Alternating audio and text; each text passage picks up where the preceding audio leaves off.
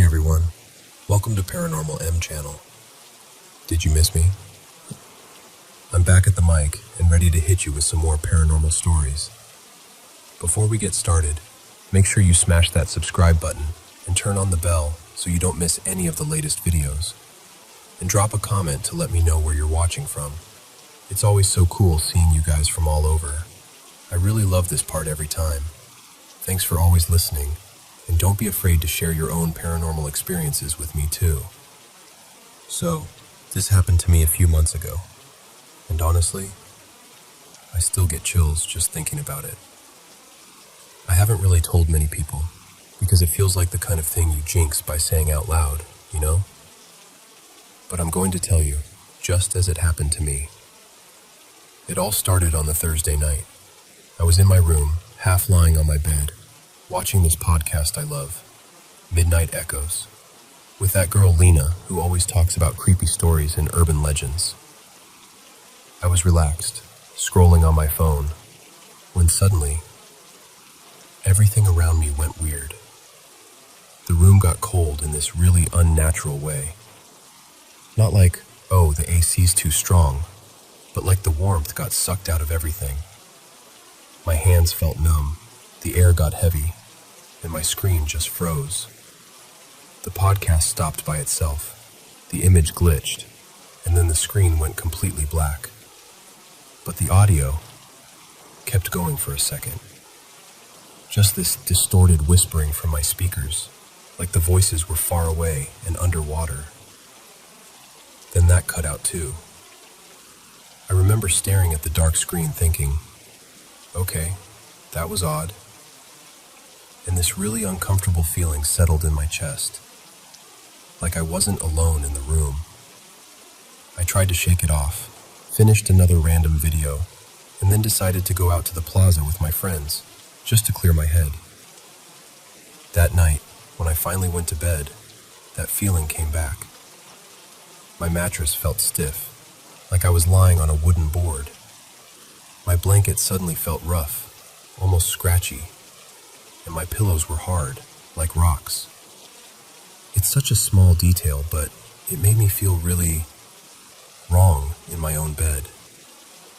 It took me forever to fall asleep.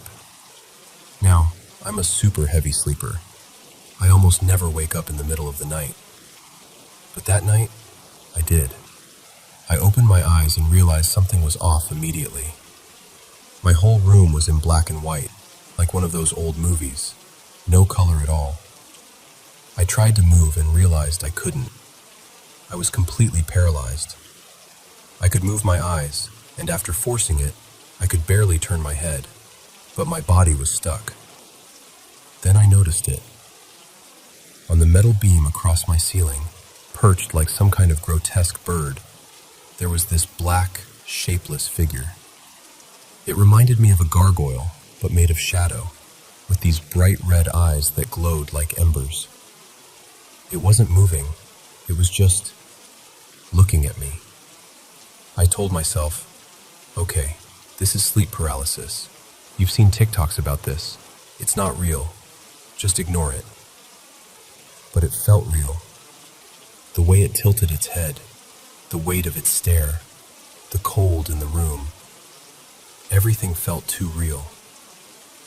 It watched me for what felt like a long time, and then everything snapped. I jolted awake, this time really awake, and the colors were back. I could move again. I grabbed my phone. It was 3:03 a.m. The next day was normal, technically. I went about my usual routine, but I felt dull, like someone had turned down the brightness on me. I was distracted, slow, a bit numb. I didn't really tell anyone what happened. I just tried to pretend it was a bad dream. That night, though, things got worse. I have this little mixed breed dog named Coco who sleeps in my room. Usually he curls up and knocks out, no problem. But that night, he kept growling at the wall across from my bed. Not the window, not the door, just this one spot on the wall. He wouldn't take his eyes off it. His fur was standing on end, and he kept giving these low, warning growls, like he was staring at something I couldn't see. I tried to calm him down, eventually fell asleep. And again, I woke up in the middle of the night. At first, I saw nothing. Then, slowly, a shape appeared near the wall where my dog had been growling. It was a tall, dark silhouette, like a man made of shadow, with those same red eyes. Not glowing bright, just burning quietly. He didn't have clear facial features, just the outline of a man and those eyes. He lifted one hand toward me, not fast, not aggressive, just a slow, deliberate motion, like he was reaching out. And then I snapped awake. I grabbed my phone again. 3:03 a.m. Exactly.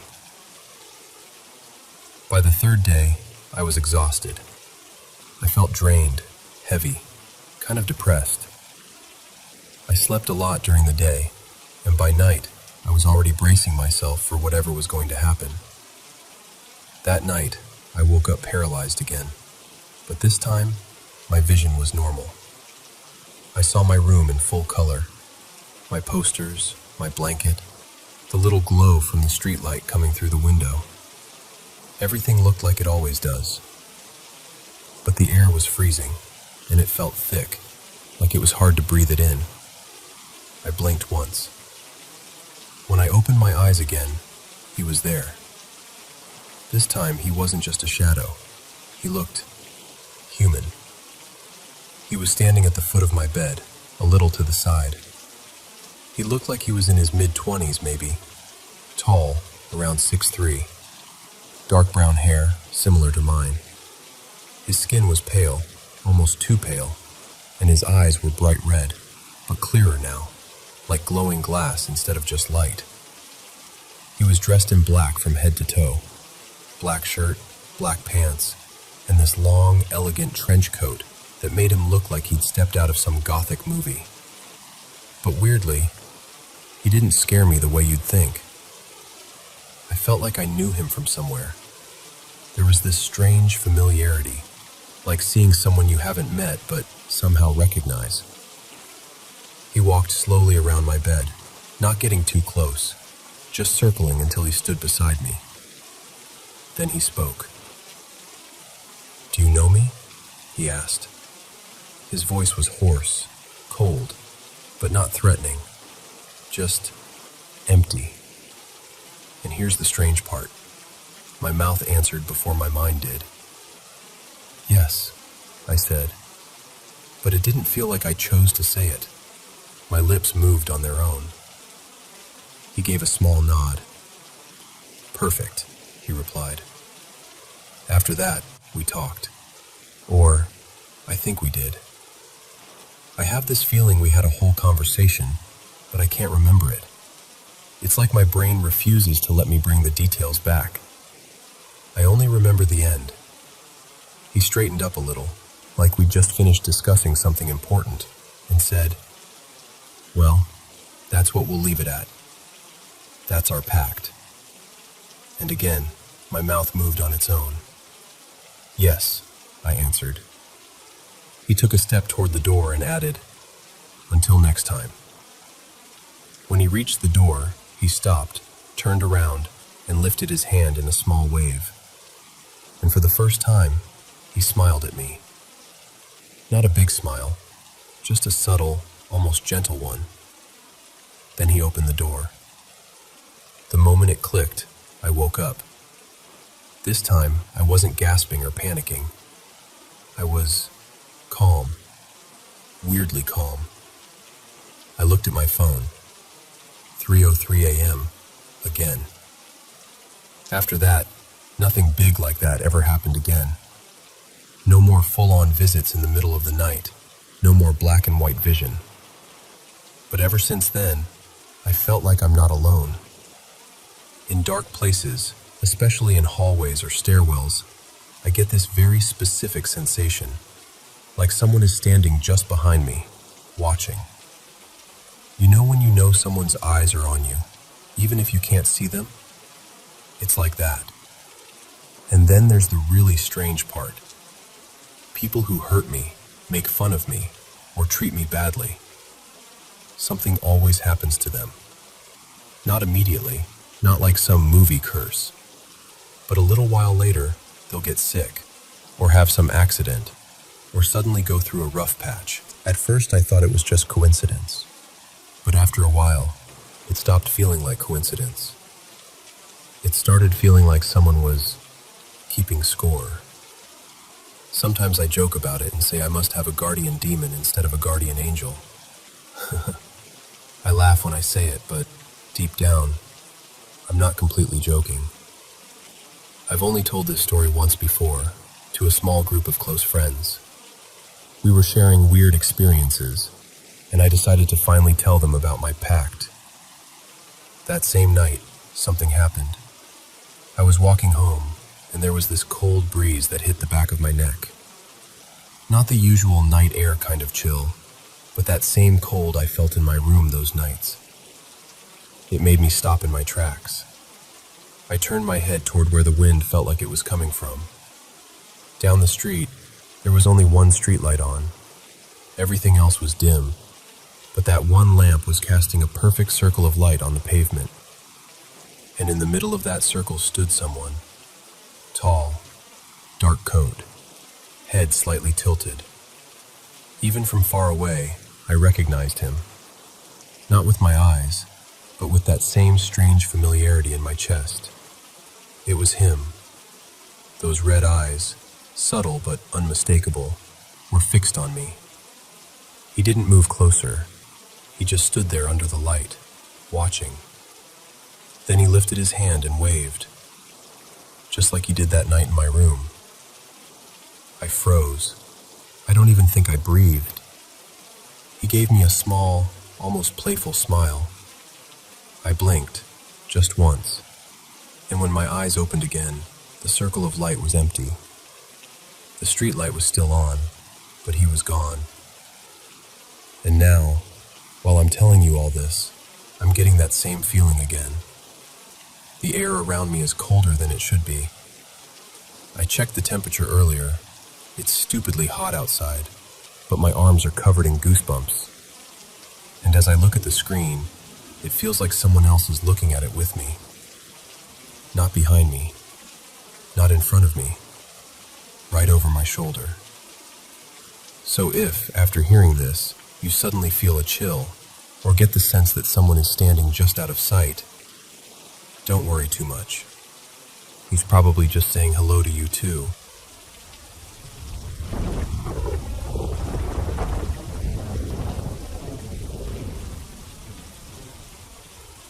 So, let me take you back for a minute. There's this park in Western Australia, right on the edge of the city. Back then, it was the sort of place people drifted to after clubbing, or when the night was too hot and sticky to bear inside. Some folks went there to cruise, some to talk, some just to breathe and come down. If you know, you know. But that's not really what I'm here to talk about. For me, that park was like a second bedroom. Sometimes I'd be there with friends, sitting around under the big old trees, sharing cigarettes and stories. Other times, I'd wander off on my own and sit by one of the two lakes, watching the turtles and the frogs, or whatever else decided to show up.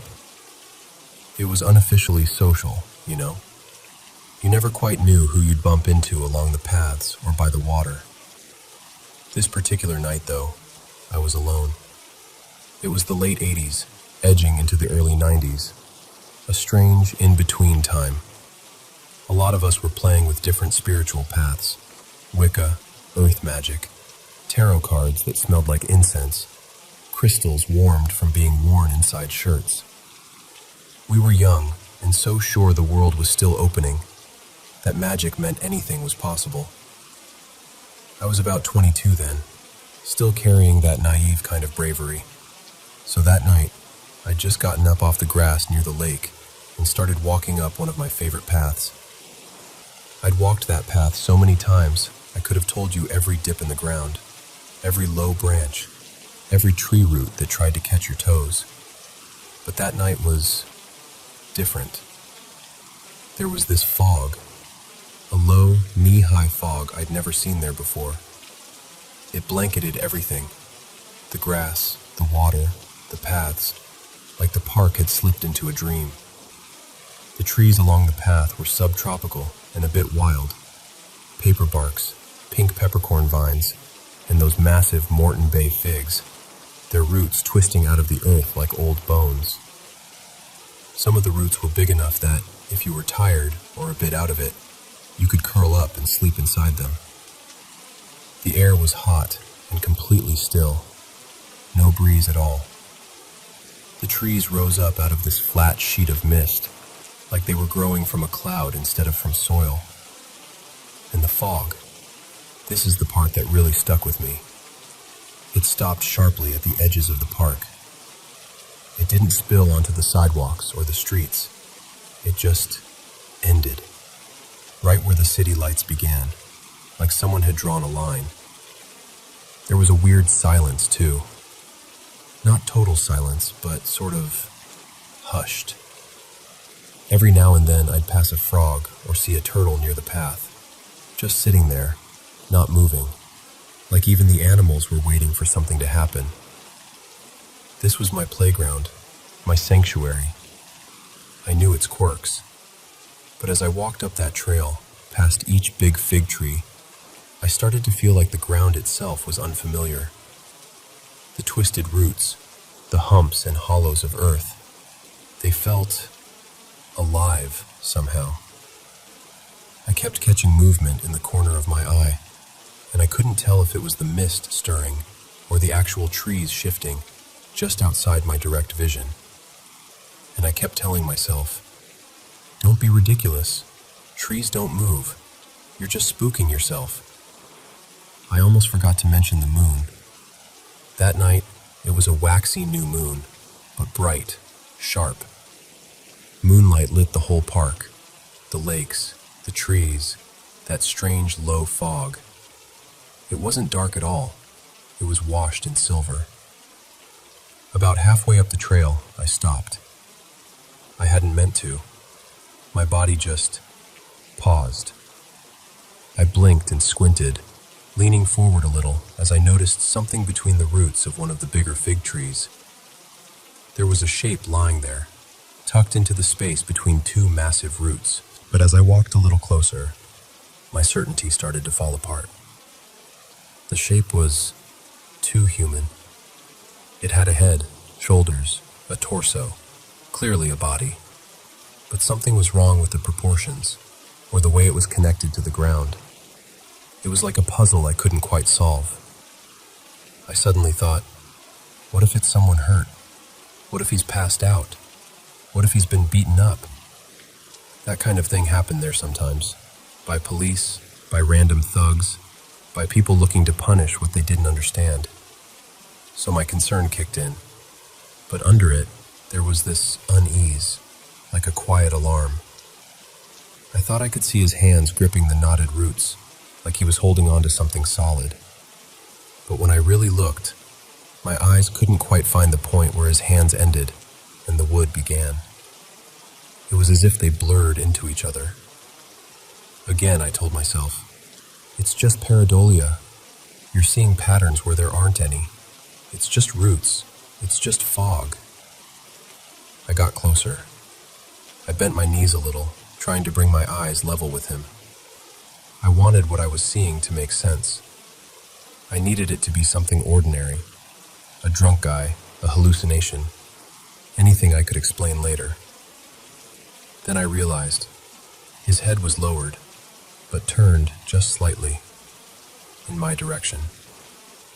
That's when he looked up. Our eyes met. For a moment, everything stopped. It was like the whole night held its breath. I felt a flash of surprise, maybe even shock, on both our faces. Funny thing is, the first feeling I had wasn't fear. It was more like, oh, this is real. In that suspended second, I saw him clearly. He was male, or at least, that's the closest word I have. but he wasn't human.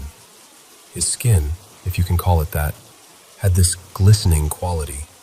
Not wet, not like slime, but like the sheen you sometimes see on leaves when the moon hits them just right. And he wasn't separate from the tree.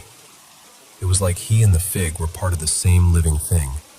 Roots, bark, and being all woven together. His eyes were beautiful, almond-shaped, like a cat's or a lizard's, and a soft yellow, almost golden. They were sharp, but not cruel. His face didn't look monstrous. He looked kind, actually. Kind and very, very sad. For a breath, I felt surprisingly calm, like he was holding me there in this quiet, gentle space. There was no sense of threat, just this deep, ancient sadness looking back at me. And then something primal inside me snapped on. You know that part of you that doesn't care about logic or kindness, that only knows stay or run? That part woke up. I still don't know if it was warning me, or if it just couldn't cope with how far outside the usual this was. All these years later, I still ask myself, should I have stayed? Could I have helped him somehow? Was I meant to do something? Or was I about to walk into real danger, and my body knew before my mind did? I'll never know. Because I ran. I broke eye contact, turned, and bolted back down that path, down through the fog, past the silent turtles in the still water, all the way back to the edges of the park, where the mist just stopped and the city lights felt harsh and reassuring. I didn't look back. I wish I had more to tell you. I wish I had some grand message or conversation or proof. But all I have is that moment, those eyes, that glistening tree-twined body, that sadness, and the certainty that he was real. My conclusion, for what it's worth, is this.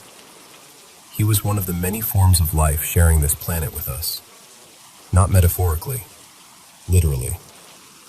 One of the beings the old stories were talking about long before we filed them under myth and folklore. Somewhere along the line, we started calling all of that just stories. But that night, alone in that foggy park under a bright young moon, I looked into the eyes of something that wasn't supposed to exist, and it looked back at me. Our world is magical. I think the real question isn't whether these beings are still here. It's this. What does it do to us, to our hearts, to our spirits, when we forget them?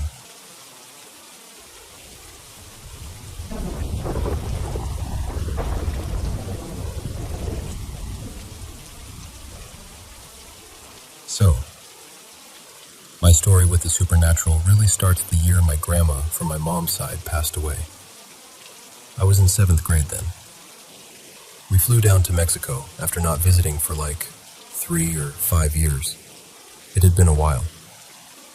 We went to this small town near the coast where my mom grew up. I remember walking into my grandma's old house and seeing cousins I barely recognized, uncles, aunts, family friends. All these people who loved her and were helping my mom sort out the house so it could eventually be sold. My grandma, let's call her Abuela Rosa, had just been buried. After the funeral and all the prayers and food and stories, we came back home to the States. And that's when I saw my mom, loose, break in a way I had never seen before. She cried constantly. I'd come home from school and my dad, Jorge, would be like, "Hey, grab your backpack. We're going to your Tia Elena's for a bit." He didn't want me just sitting there watching my mom sob all afternoon. She was always the strong one, you know?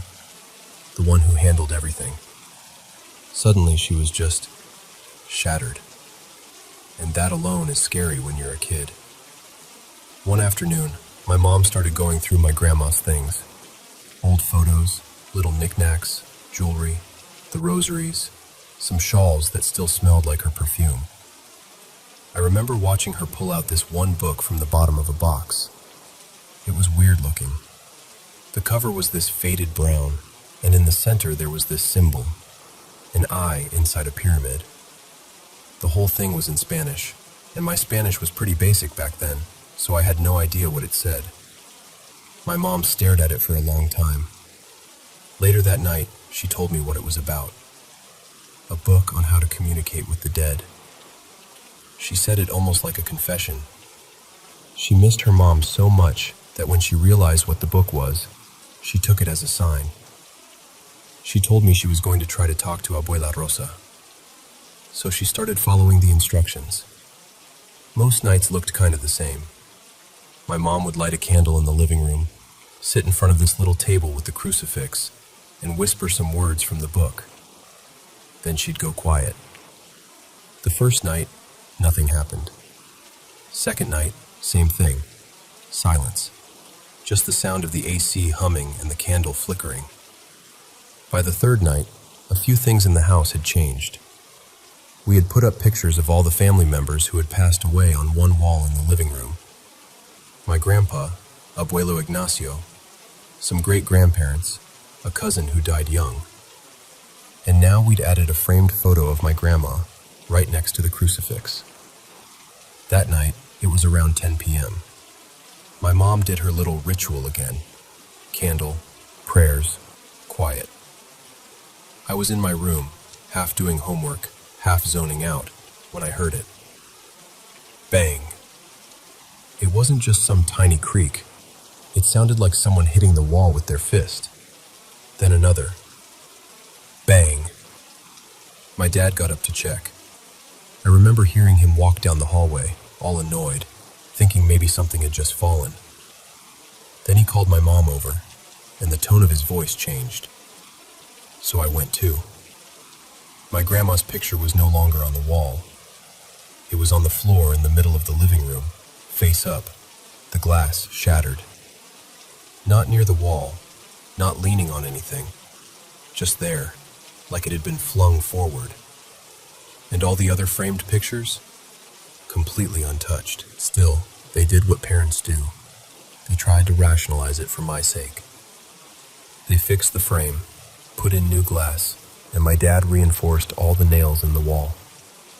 Hammered them in deeper, made sure everything was solid. My mom decided that, instead of trying to talk to my grandma again, she would try speaking to my grandpa, who had died exactly 2 years before her. I never really understood why she switched, but in her mind, maybe he'd be stronger on the other side or something. That same night, she tries again. Candle, book, whispered prayers. And then, again, this huge bang, then the sound of glass breaking. We ran into the living room, and it was my grandpa's picture this time. His frame was on the floor, glass everywhere, but the nail was still in the wall, perfectly fine. The frame somehow ended up further to the left, closer to my parents' bedroom door, like it had been thrown. My mom was done after that. She closed the book, said, "No mas," and put it in a box in the hallway closet. I could tell she was scared in a different way now, not just sad. And I was starting to feel like something had been invited in and did not want to leave. That's when things got personal. I started hearing my name being called. At first, I thought it was just normal kid stuff. You know, you think you hear your mom call you, but she didn't. I'd be in my room and hear, clear as day, "Oye, ven aquí," in my mom's voice. I'd go to the kitchen, no one. I'd hear my dad's voice calling my name, go to their room, and he'd be knocked out snoring. This kept happening. For a while, I told myself it was just my imagination, or maybe the TV, or neighbors. I didn't want to be the paranoid kid jumping at every sound. But deep down, I knew something was off. Then came the night that really messed me up. My parents had a couples retreat with our church that went from 6 to 11 p.m. It wasn't unusual. They trusted me to be okay for a few hours at home. I was excited, honestly. More time for movies and video games. So I finished watching a superhero movie. Pretty sure it was one of the Spider-Man movies, on DVD in the living room. After it ended, I turned off the TV, switched off the main light, and stayed on the couch with just this small lamp on in the corner. I pulled out my old iPod and started scrolling through videos and memes. That's when I felt it. You know when someone stares at you from across a room and you just know? Your body picks it up before your brain does. I got this sudden chill, like a cold hand on the back of my neck. The air felt heavier, if that makes any sense. I tried to ignore it at first. I pulled my feet up on the couch and wrapped my arms around my knees. The house started making little noises. The fridge, the AC clicking on, normal stuff. But it all sounded too loud. I got nervous enough that I picked up the house phone and called my parents. I told my mom, "Hey, I feel weird. I think someone's in the house." She tried to calm me down, saying it was just my nerves, that they'd be home soon. While she was talking, I looked over toward the kitchen, and the chairs moved. We had these two swivel bar stools at the counter that separates the kitchen from the living room. I watched one of them jerk like someone had kicked it. Then it slid, hard, right into my leg, like it was trying to push me off the couch. The other chair tipped over and hit the floor. The sound was so loud in that quiet house, I almost dropped the phone. My mom's voice faded into the background because at that point I was just frozen. It looked and felt like a scene from a haunted house movie, except I was the one in it. And then I heard it again. My name, called from just to my left. I turned my head slowly, and that's when I saw her. All the horror movies I'd ever watched hit me at once. I just bolted. I dropped the phone.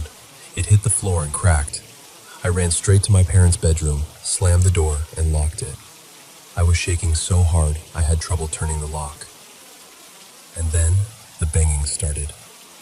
Someone, something, pounded on the other side of the door. Not polite knocking, full-on, angry hits. I backed up against the far wall, sliding down onto the floor, crying, struggling to breathe. It felt like that moment would never end. Then, suddenly, the noise stopped. The house went quiet again. That silence was almost worse. After what felt like forever, but was probably around 9 or 10 minutes, I heard my parents' car pull up. The front door opened. I heard my mom call my name, this time for real. I cracked the bedroom door open and ran to them. The house was a mess. The chairs knocked over, the broken phone on the floor, the bar stool shoved away from the counter. They didn't see anybody else, of course. Just their kid, shaking, hyperventilating, crying like my life had just been ripped open. After that night, the weirdness didn't stop right away. It kind of moved into my dreams. I started having nightmares, really vivid ones, where I was in this gray forest, like everything was covered in fog. And there were other versions of me in there. They'd chase me, corner me, and do horrible things. I won't go into detail, but I'd wake up feeling dirty, terrified, and exhausted, like my soul had been chewed up. When my uncle, Tio Mateo, heard what had been going on, he got involved. In our culture, he's known as a kind of curandero, a healer. He came over with herbs, holy water, candles, and eggs. He had all of us stand still while he prayed and rubbed the eggs over our bodies, one by one. Then he cracked them into glasses of water. I remember seeing the yolks twist and darken in these strange shapes. Some parts looked almost black, with weird little strings in them. He shook his head like, yeah, something's not right here. Our priest from church also came by to bless the house. He walked room to room, sprinkling holy water on the walls, the doorways, the photos. He prayed over the living room, especially near that wall with all the pictures. Slowly, things calmed down. No more voices calling my name. No more banging on the walls. The nightmares faded. The house felt like a home again, and not whatever it had become.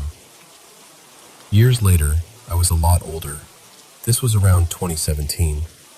I was cleaning out a closet, and guess what I found? That book.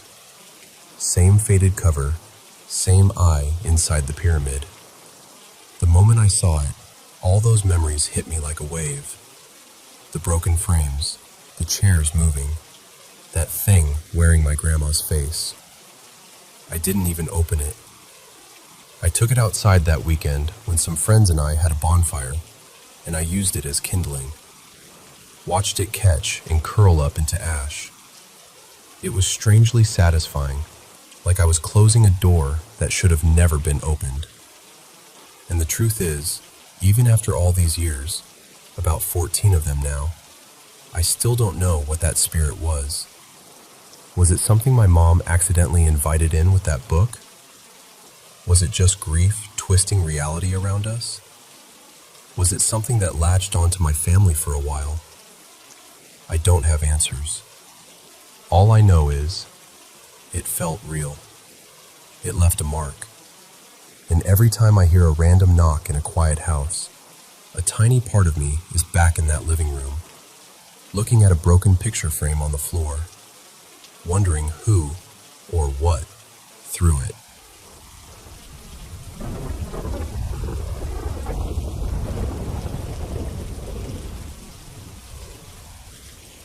I've just started seeing this guy, right? Let's call him Noah.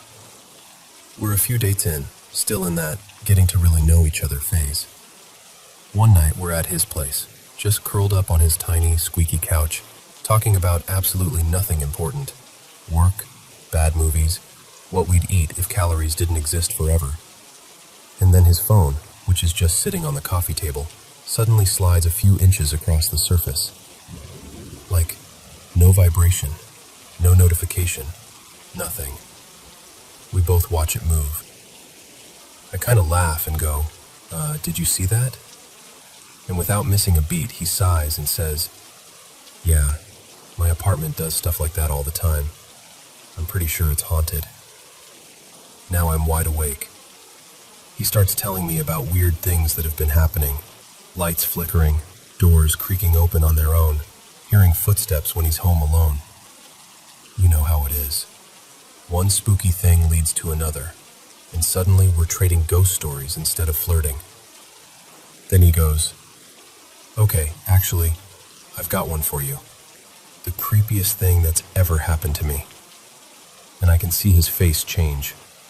He's still Noah, still relaxed, but there's this seriousness in his eyes like he's about to pull up a memory he really doesn't visit often. This was back when I was in high school, he says. His parents had gone out of town for the weekend, so he'd basically had the house to himself. He'd invited his friend Marco over, and they were doing what bored teenage boys do, playing video games, drinking cheap beer they definitely weren't supposed to have, talking trash, staying up too late. Eventually, Marco went home, and the house got really quiet. A little while later, Noah's high school girlfriend, Lena, called the house phone, which already dates the story, right?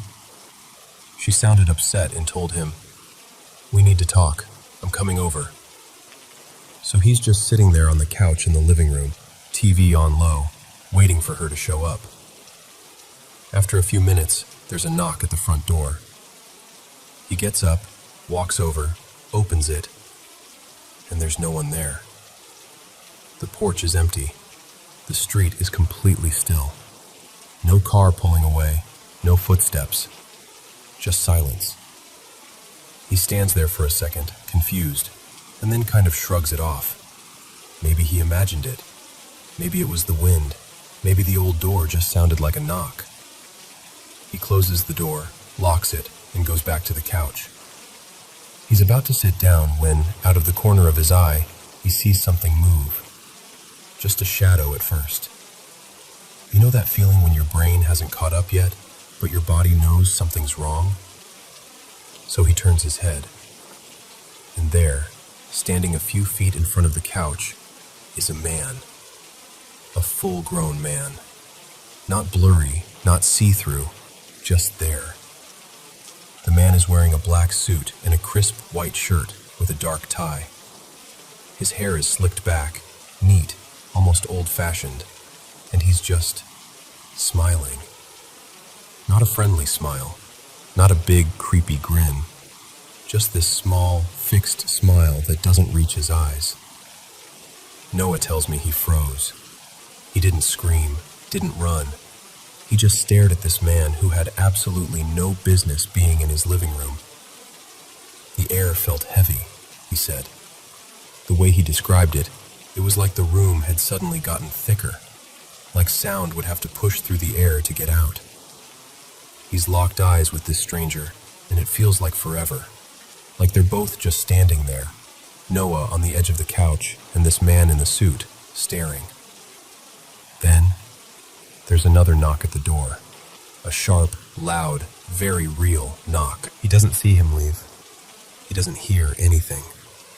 He's just gone. Noah stumbles to the front door, yanks it open, and this time it's Lena, standing there on the porch, arms crossed, looking annoyed and nervous. He drags her inside and starts telling her everything, talking way too fast. The empty doorway, the man in the suit, the way it felt wrong. She listens, but she kind of rolls her eyes and chalks it up to him being drunk and alone and spooked in a big, empty house. She doesn't believe him. Life goes on. He doesn't tell a lot of people about it, but the image of that man in the suit, just standing there, smiling, stays burned into his mind. Fast forward a bit. One afternoon, he's visiting his grandmother, his abuela, over at her little house. She mostly speaks Spanish, and his Spanish isn't great, but they manage. They're sitting at the kitchen table, drinking coffee, when he suddenly remembers that night and decides to tell her about it. He starts describing what happened, stumbling over words in Spanish. He tells her that he was alone, that someone knocked, that no one was there, that a man in a suit appeared in his living room. He doesn't even get to the part about the smile before her face changes. She sets her cup down, looks at him very seriously, and says, in Spanish, "Es el diablo. Es el diablo." That's the devil. That's the devil. He's startled and asks her what she means, and that's when she tells him her own story. Back when she was young, living in a small town in northern Mexico, she and her friends used to go out dancing at this popular nightclub on the edge of town. It had a name like El Paraíso, Paradise, one of those places with colored lights and music spilling out into the street. One night, she and two of her girlfriends went there like usual. The place was crowded, music was loud, everyone was drinking and laughing and dancing. While they were at the bar, this incredibly handsome man approached them. She remembers this very clearly. He was wearing a dark suit, not flashy, just sharp, fitted, like he'd stepped straight out of a movie. He was charming, well-spoken, confident. He bought them drinks, made them laugh, the whole cliché. One of her friends, Rosa, was instantly taken with him. You know when you can tell when someone's already decided, yeah, I like this one? It was like that. But the other friend, Camila, got quiet. She leaned over to Noah's grandmother and whispered, "Something's wrong. Don't look at his face. Look at his legs." Now that's not a normal sentence you hear every day. So his grandmother, curious and a little unnerved, glances down. And that's when she sees it. The man is wearing perfectly normal dress pants, but the outline underneath isn't right. She said that one leg looked thin and bony, like a bird's, like a scrawny chicken leg. The other leg had this strange curve to it, like the hind leg of an animal, bent in a way a human leg shouldn't be. almost like a goat's leg. She can feel her skin crawling even as she's telling the story to Noah decades later. Panicking, she nudges Camila and mutters that they should go to the bathroom, come up with an excuse to leave, something. Rosa, meanwhile, is still completely charmed, laughing at this man's jokes, leaning closer to him at the bar. So his grandmother and Camila tell Rosa, "We'll be right back," and they leave her there with him while they rush to the bathroom, hearts pounding. And then, in the middle of their whispered panic, they hear it. Screaming. Not the fun kind of screaming you hear in a club when a favorite song comes on. Real, blood-chilling screaming. People shouting, chairs scraping, glass breaking. They yank the bathroom door open. The club is chaos. People are shoving past each other, trying to get out. There's smoke. Someone yells that there's a fire. They can see flames starting to crawl up the curtains near the stage, then licking across the ceiling. Everything is moving too fast. The music has stopped, but the ringing in their ears is so loud that it feels like it's still playing. His grandmother and Camilla are pushed outside with the crowd, coughing, eyes burning.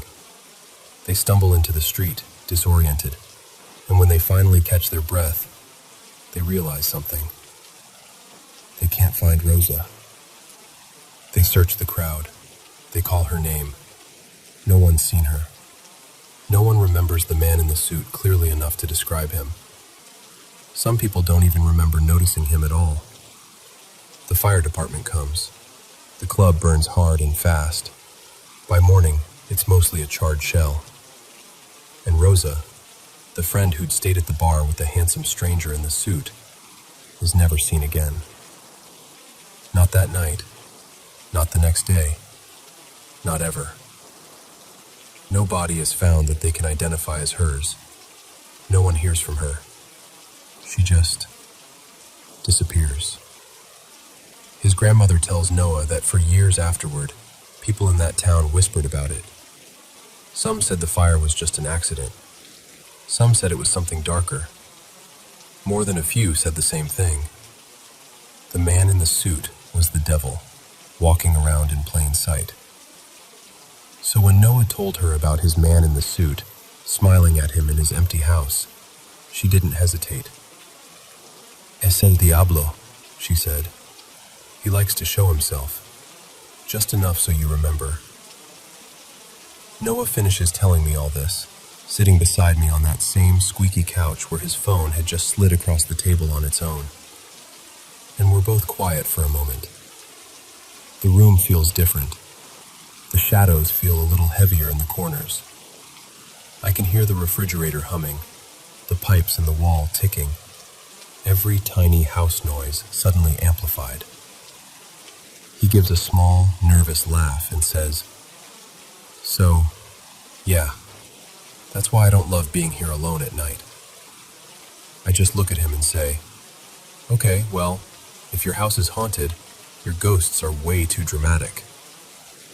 But I'll be honest with you, ever since he told me that story, anytime I catch a glimpse of someone in the corner of my eye, like a reflection in a dark window or a shape at the end of a hallway, I always check what they're wearing. And if I ever see a man in a suit just standing there, smiling for no reason, I'm not sticking around to find out who he is.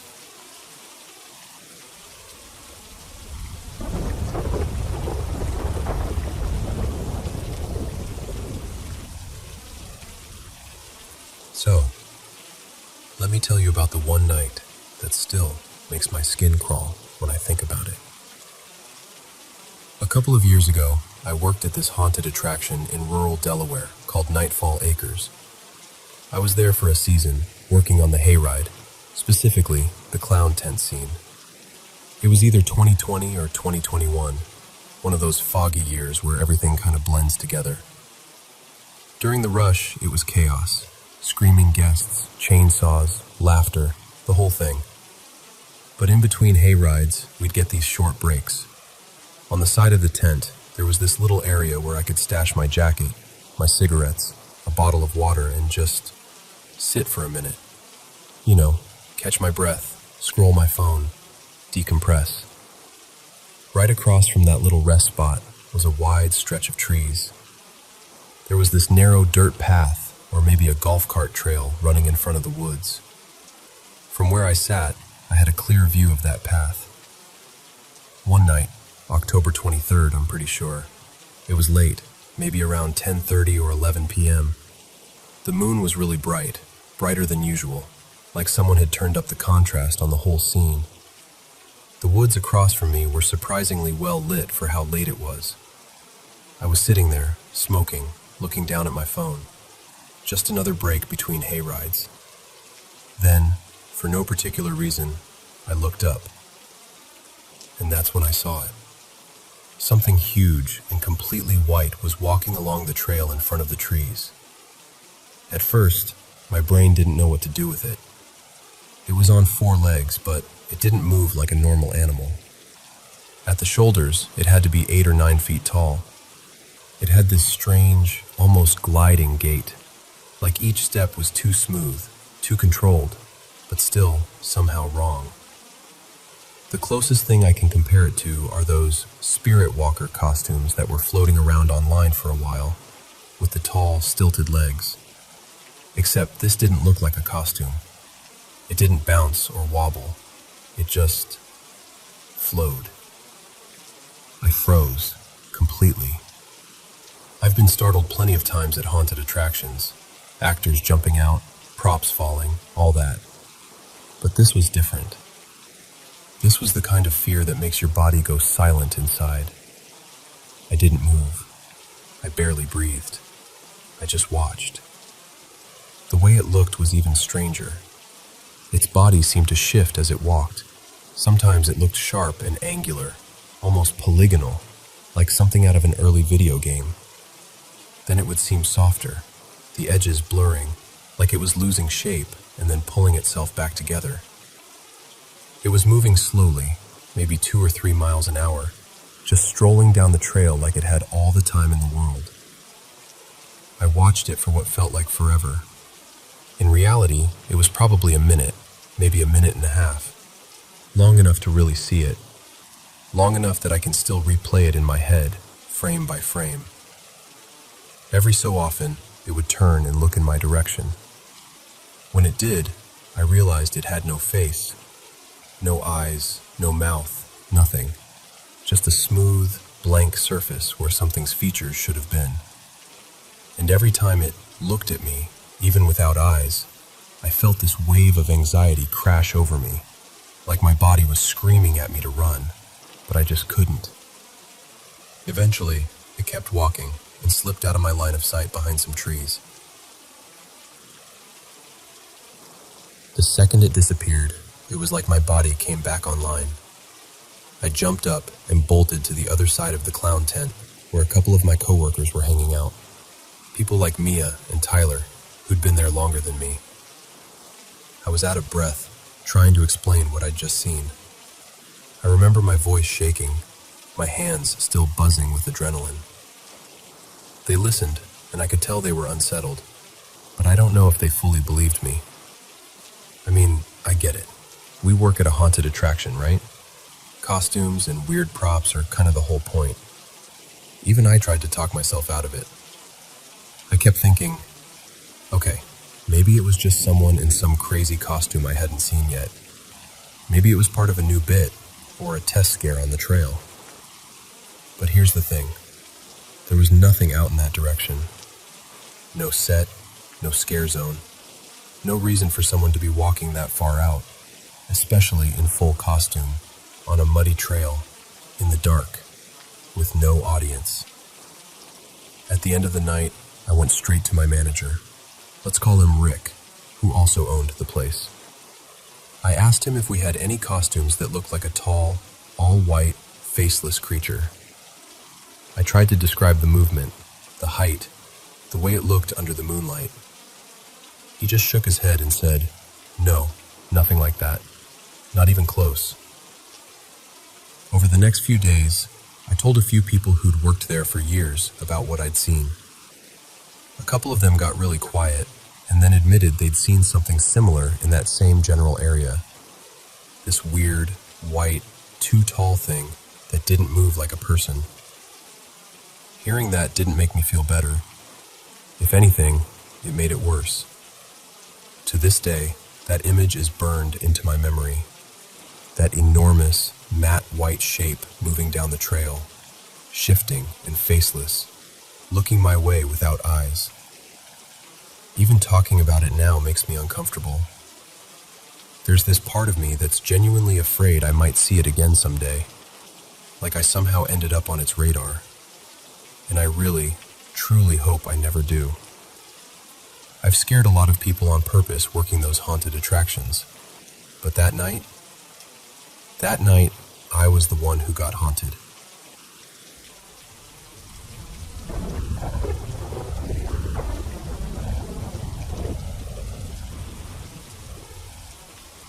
So, my dad's side of the family has always been very spiritual, but not religious at all. You know the type.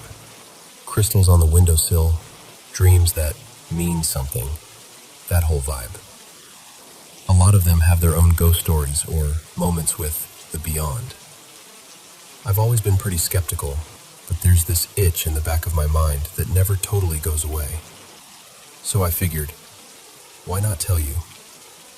My great-grandma, her name was Elena, was a survivor of World War II. She fled her home in Lithuania when everything started falling apart. I don't know all the details. My parents were really tight-lipped about that part of the family history, and honestly, pretty fiercely conservative and closed off about anything that made them emotional. So all I really have are fragments. Elena's son, my grandfather Jonas, ended up marrying my grandma, Marion. Now, my grandma is a character. She claims she has Native American heritage, but she also tells these wild, dramatic stories that always made me kind of squint and go, really though? One of those stories used to haunt my dreams as a kid. She'd talk about this old farmhouse she lived in for a while. According to her, one night she was there completely alone, just her and the dogs. She said she was lying in bed, drifting off, when she felt this very clear tap on her hip. Not like a cramp, not the blanket shifting, an actual tap, like a fingertip. In my head, I always pictured her on a top bunk bed for some reason, even though she never said that. I think it's because I slept on the top bunk above my little brother for years, so I would imagine her in my place, someone or something underneath. She'd tell the story with such intensity. Her voice would drop, her eyes would get big, and by the time she got to the moment where she froze in bed and didn't dare turn around, my brother and I would be staring at each other, mouths open, completely hooked. We didn't realize that being breathless and spooked was exactly the reaction she was aiming for. Later on, I had my own, let's call it a maybe paranormal moment. We lived for a while in this housing development that everyone said was built near old indigenous burial grounds. You know how cities like to lean into creepy local legends if there's money in it? Ours definitely did. There were plaques, little historical tour blurbs, the whole thing. One afternoon, I was going up the stairs to my Aunt Denise's place. Halfway up, I froze. At the top of the stairs, just standing there, I saw this little native girl. She was holding a small doll in one arm, and she was looking right at me. Not angry, not smiling, just focused. There was this feeling, like she was trying to warn me about something. I wish I could tell you exactly what it was, but the message is just gone.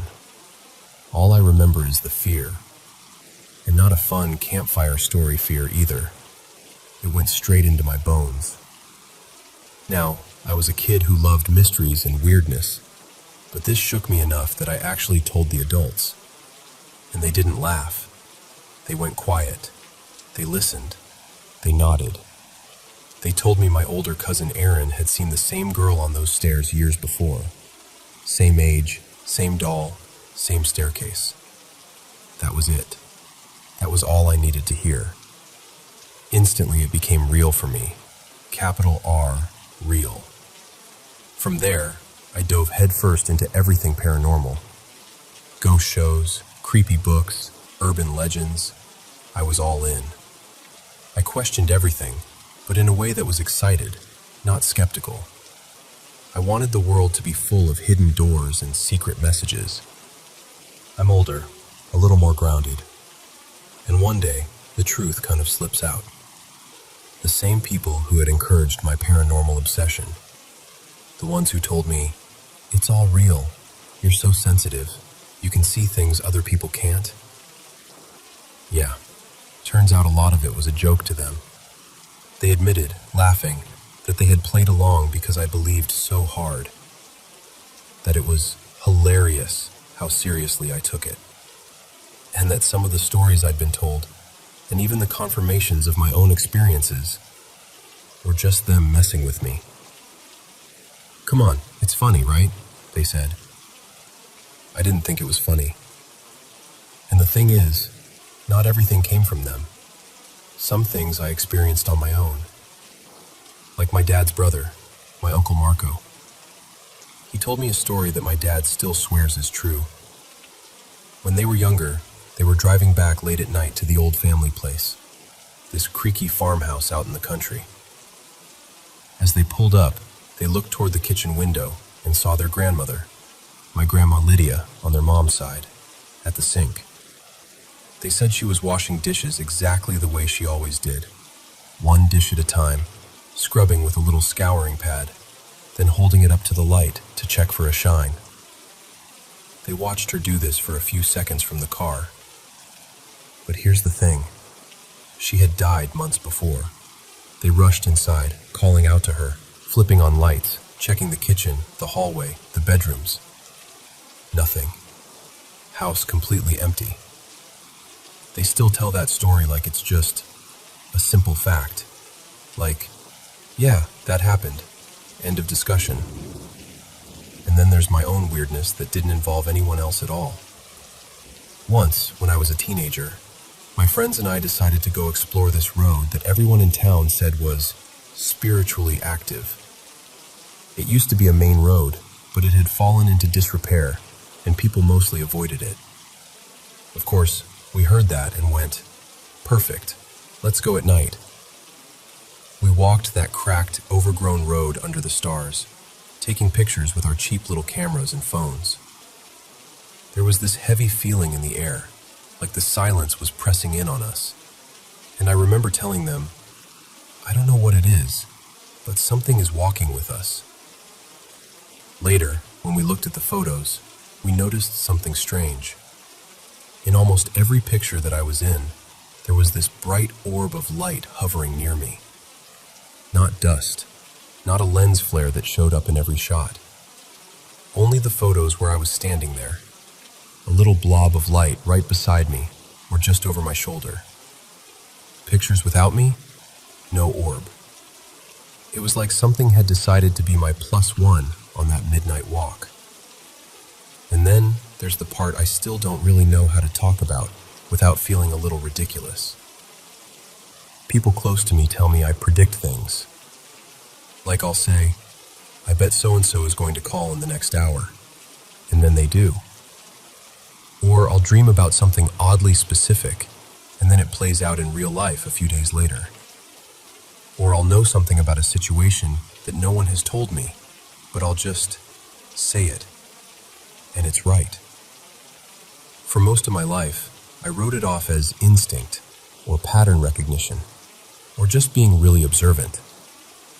You can explain a lot with those things, honestly. But lately, it's gotten harder to completely deny that there might be something else going on. Some other sense, just barely humming under the surface.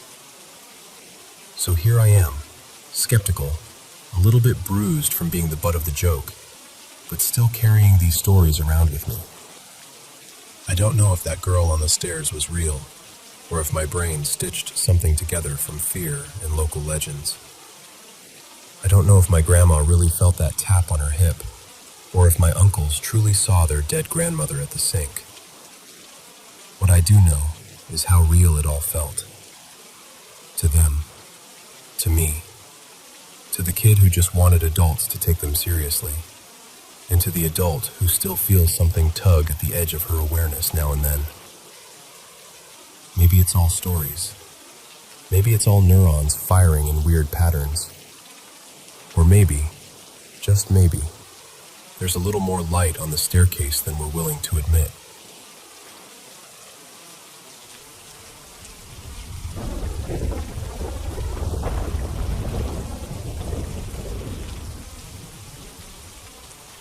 So, this happened about 4 months ago, around 7 p.m. At the time, I was staying with my older cousin and his family, helping out at his little electronics shop during a long break from university. Most evenings I'd walk home, and instead of taking the short, busy road, I'd deliberately choose the long, winding one. Not for the scenery, for privacy. That's the route I use when I want to smoke without my cousin's wife finding out. It's usually quiet, just a few scattered houses, some overgrown bushes, and the occasional motorbike passing by. The kind of road where you can hear your own footsteps and your own thoughts a little too clearly. That evening, I passed my friend Musa, who runs this tiny juice stand along the way. We just did a quick greeting, one of those, "You good?" nods. Nothing strange, nothing heavy. The sky was already dimming, that soft blue-gray right before it turns properly dark. You know that time of day when the streetlights are thinking about turning on, but haven't yet? I kept walking. Now, normally, if I see someone coming toward me, I'll wait before lighting up. I really don't want anyone recognizing me, and then somehow that story traveling all the way back home. But that day, there were 2 people on the road. One guy was in front of me, walking in the same direction as I was. He had a dark blue jacket on and was moving at a slow, steady pace. The other person was coming toward us from the opposite side, walking down the road. That one was easy to spot in the fading light. He was wearing this light gray hoodie. Not pure white, but still bright enough to stand out. I slowed my pace, looked around. It was just us 3 on this long, quiet stretch of road. No cars passing, no bikes. Just that faint rustling from the bushes and the sound of my steps on the dirt. I figured, all right, it's fine, and decided to light my cigarette. So I glanced down, cupping my hand around the lighter because of the little evening breeze. The flame flickers, catches, and I take a quick drag. This all takes, 2 seconds? 3? When I look up, the guy in the gray hoodie is gone. Just gone. He hadn't passed me yet. He hadn't brushed by. I didn't hear footsteps running or leaves moving or anything. 1 second he's there, clear as day, walking toward us. The next second, nothing. Empty road. The guy in front of me, the one in the dark jacket, had just been about to pass him. I saw his reaction. His body kind of jerked, like he'd just hit an invisible wall. He turned his head sharply to where the man should have been, like his brain was trying to catch up with what his eyes had just seen. And I could tell, he had definitely seen him. And he had definitely seen him disappear. There wasn't even a pause after that. He just ran. I mean, full-on sprint. He bolted downhill toward the main road like something had exploded behind him. No looking back, no trying to be subtle. You could see pure fear in the way he moved, like his legs were deciding faster than his mind could. Meanwhile, I'm standing there with a cigarette in my hand, my heart suddenly pounding.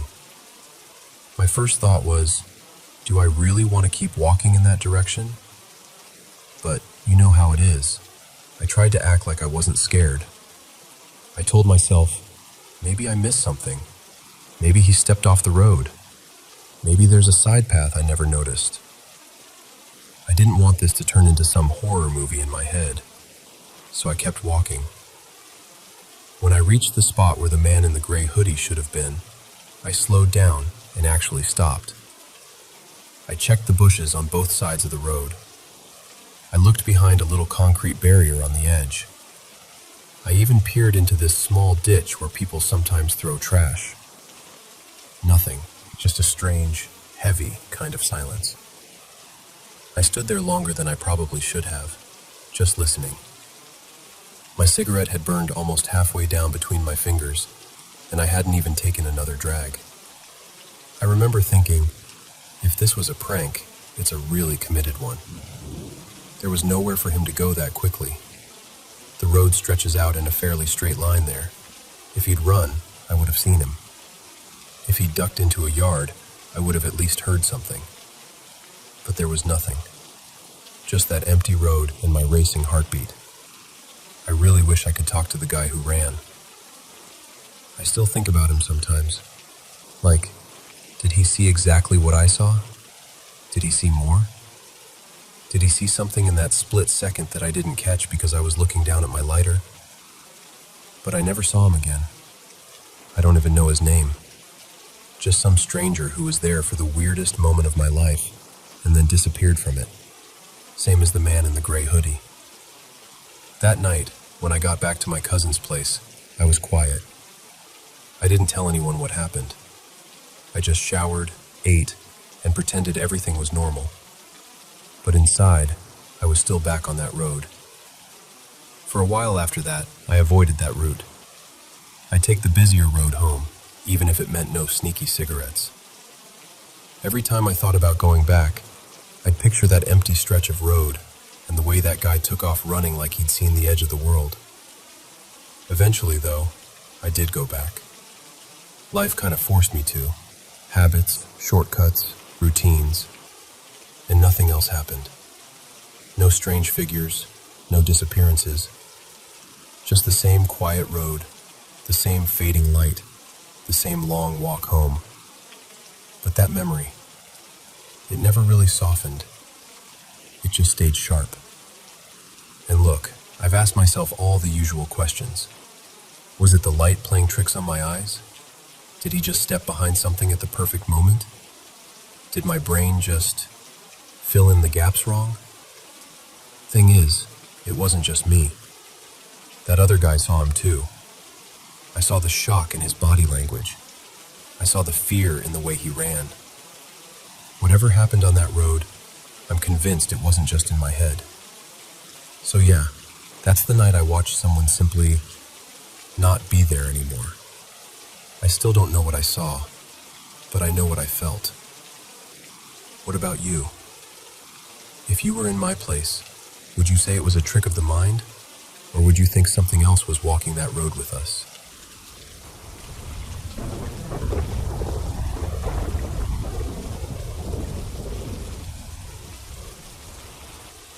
Hey little buddy, how's your day going? Whatever ups and downs you had today, let's put them aside for now and dive into the mysterious stories from all around the world that people have sent to Mr. M. Let's see what we've got tonight, okay? Don't forget to hit subscribe and tap the bell so you don't miss any new videos from Paranormal M. I love you guys. I live in an apartment block that went up sometime in the late 90s. It's nothing special, really. No famous stories, no rumors, nothing. We're still the first family to own this place. Well, technically my nan and granddad are. As far as I know, not even a goldfish has died in this flat. Even so, ever since I was a kid, I've always felt like there was something here.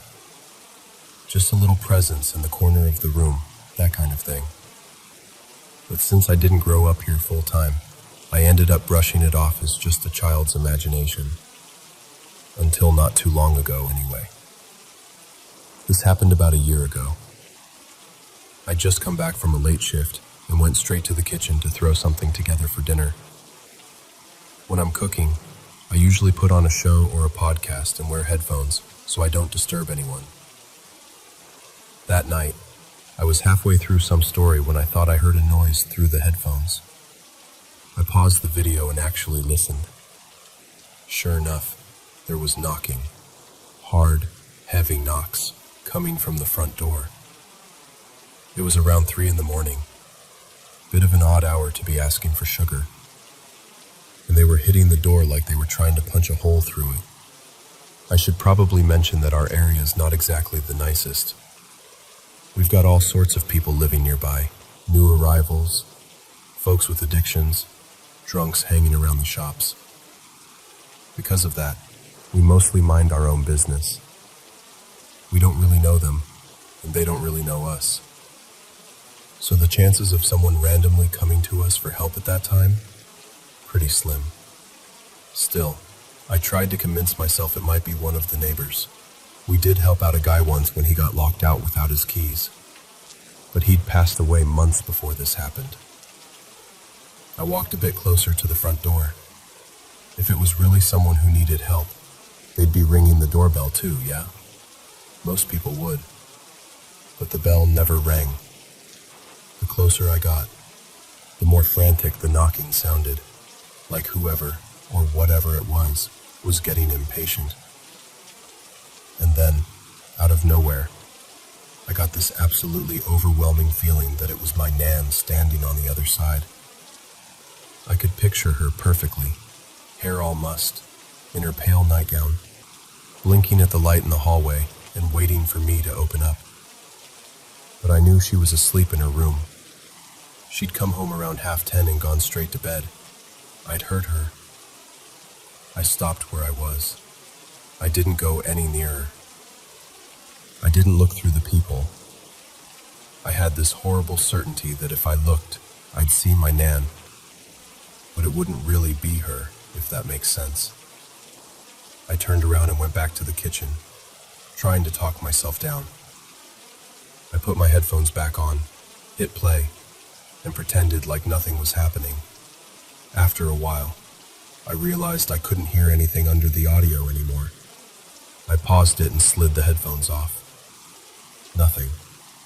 Just silence. No knocking, no shuffling, no one in the hall. I finished up in the kitchen and went to my room. That night, I avoided the front door completely. I didn't even want to walk past the bathroom, and it's right next to it. The knocking came back later on. Not that exact night, but over the next few weeks. It happened a few more times, always late, always the same heavy pounding. And every time I stopped being scared, like really told myself I wasn't afraid, it went quiet straight away. The last time it happened, it only lasted a few seconds because I just sort of snapped and thought, I'm not scared of you. Nan reckoned it was probably that woman. The spirit of her, anyway. She told me that if I ever heard the knocking again, I should call out to her and tell her she didn't need to stay here anymore. But I never heard it again.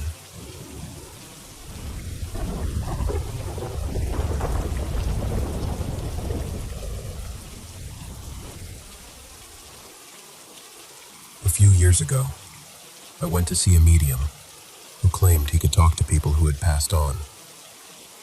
During our session, he told me my grandfather was there with us. He even said his full name, clear as day. The medium said my grandfather wanted me to go play bingo, something Grandpa had done all the time when he was alive, and that he would make it worth my while. I hadn't set foot in a bingo hall in forever, but the medium insisted my grandfather would send me a sign when it was time to go. One evening, I was in the kitchen washing dishes when I heard a local ad come on. This time from my phone, not the radio. A sponsored post popped up on Facebook about a big bingo night happening in my hometown, about an hour's drive away. As soon as I heard it, something inside me just clicked. I called out to my husband, "Let's drive down to my parents' place. You can hang out with the boys while I go play bingo." And off we went. That night at bingo, I ended up winning $260. When I got back to my parents' house, I burst through the door and announced my win. Everyone got excited and crowded around, wanting to see the money.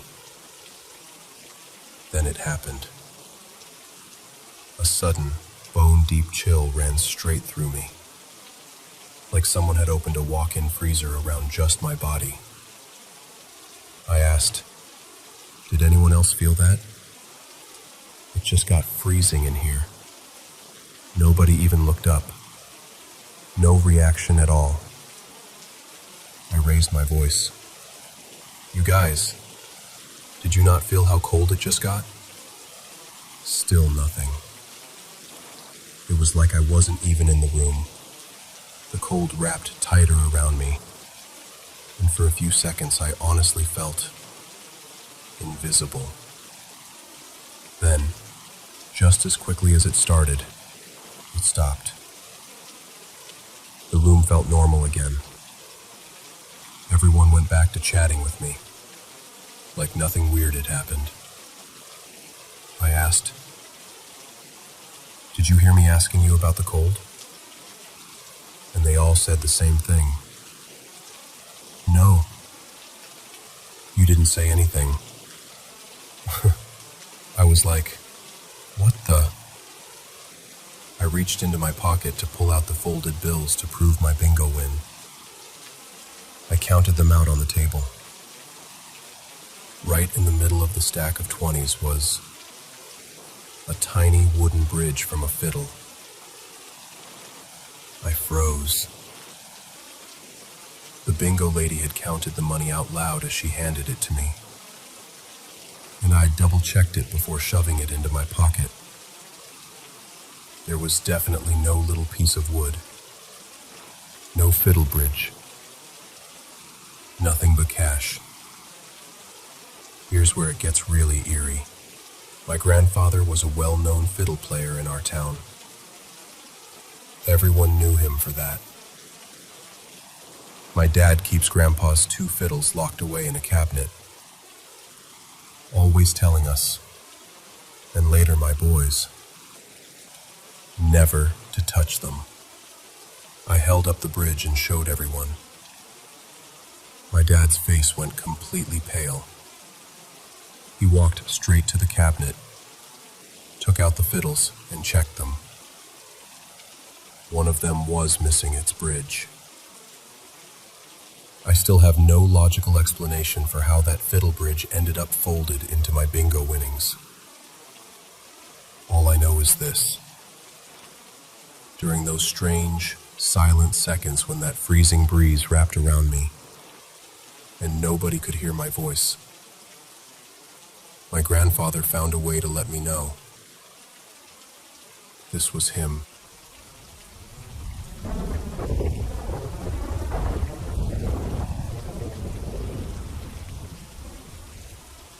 For the sake of the holiday spirit of this month, I figured I'd dust off one of the weirder heirlooms my family seems to pass down.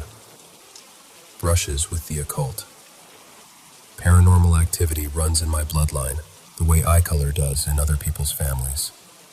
Even though I have to admit, my own experiences are pretty mild compared to some of the nightmare fuel I've found rummaging through the deepest catacombs of Reddit.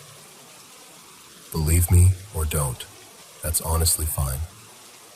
The ones who do, and the ones who've been through similar stuff, will know exactly what I'm talking about. I'll start with my grandfather. Back in his youth, when he was working as a driver and courier along the Pacific coast of Mexico, he would take this long, lonely highway that stitched together his tiny town in the hills to a distant port city. We're talking hours of driving through nothing but scrubland and broken fences. At night, the road was almost pitch black, barely any lampposts, just the headlights and whatever the moon felt like giving. He claimed that out there, he'd see all sorts of things no one had any business seeing. Not the headless man or La Llorona like in the classic stories, but a woman in white, walking backwards along the side of the road, her hair covering her face, and a black dog that kept pace with his truck no matter how fast he was going. Sometimes, in the dead of night at home, he'd hear the old wooden wardrobe in the hallway creak open and shut followed by the sound of bare feet running across the tiles. When he rushed out, nothing. Wardrobe closed, floor dry, everyone snoring. Other nights it was the radio, switching on by itself to static, the volume slowly rising like someone was leaning closer and closer to the dial. He'd walk into the room, and the thing would just cut off. Silence.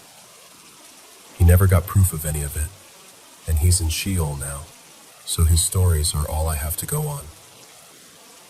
My dad, though, he got the worst of it.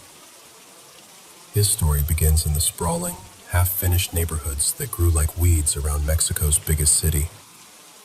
Back then, TV was about as common as an honest politician in government nowadays, so kids made their own entertainment. In his block, they went straight for the occult.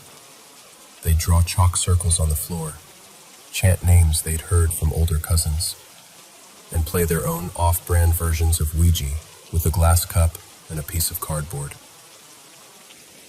They swore that once they managed to lift a whole kid off the ground using only their index fingers, all of them huddled around like it was a birthday party from hell.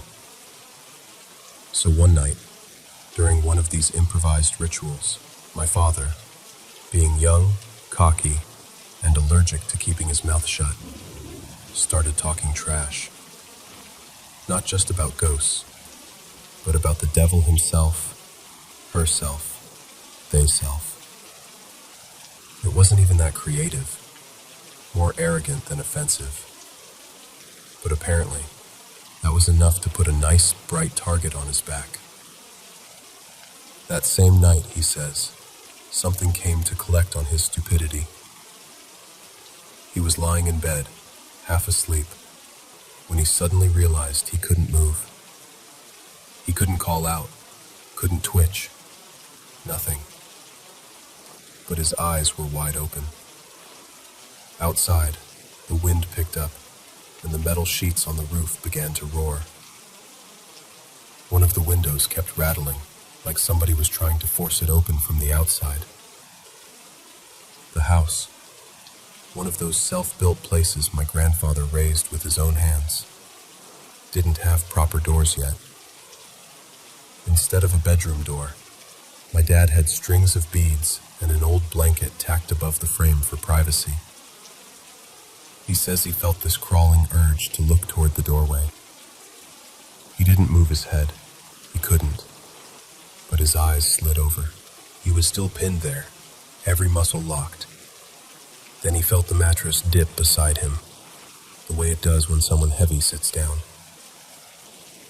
The bed springs groaned. Out of the corner of his vision, in the dark by his feet, something began to gather. A patch of darkness, darker than the room itself. A tall, narrow shape formed. It didn't have a clear face, just edges, a silhouette. But it definitely had a hat. And where its eyes should have been, my dad swears he saw 2 burning points of red. Not bright, more like embers in a dying fire. The figure didn't move closer. It just sat there, half turned toward him, staring straight into his eyes. Seconds turned into what felt like hours. The roof howled, the window rattled, and still that shape didn't blink, didn't breathe, just watched. Then, as calmly as it had arrived, it stood up. The mattress rose back to its original position. The beads parted again, and the figure glided out. Same slow pace, like a priest leaving a sanctuary or some kind of grim procession. The blanket fell. The wind quieted. And suddenly, my father could move again. You'd think that would be a one-time punishment. It wasn't. This kept happening, sometimes a few times a week, for years. And it wasn't always identical. Sometimes the figure stood in the doorway instead of sitting. Sometimes it was just a hat and shoulders in the corner of the ceiling. It followed him from house to house, neighborhood to neighborhood, as he grew up, got married, and with a baby on the way.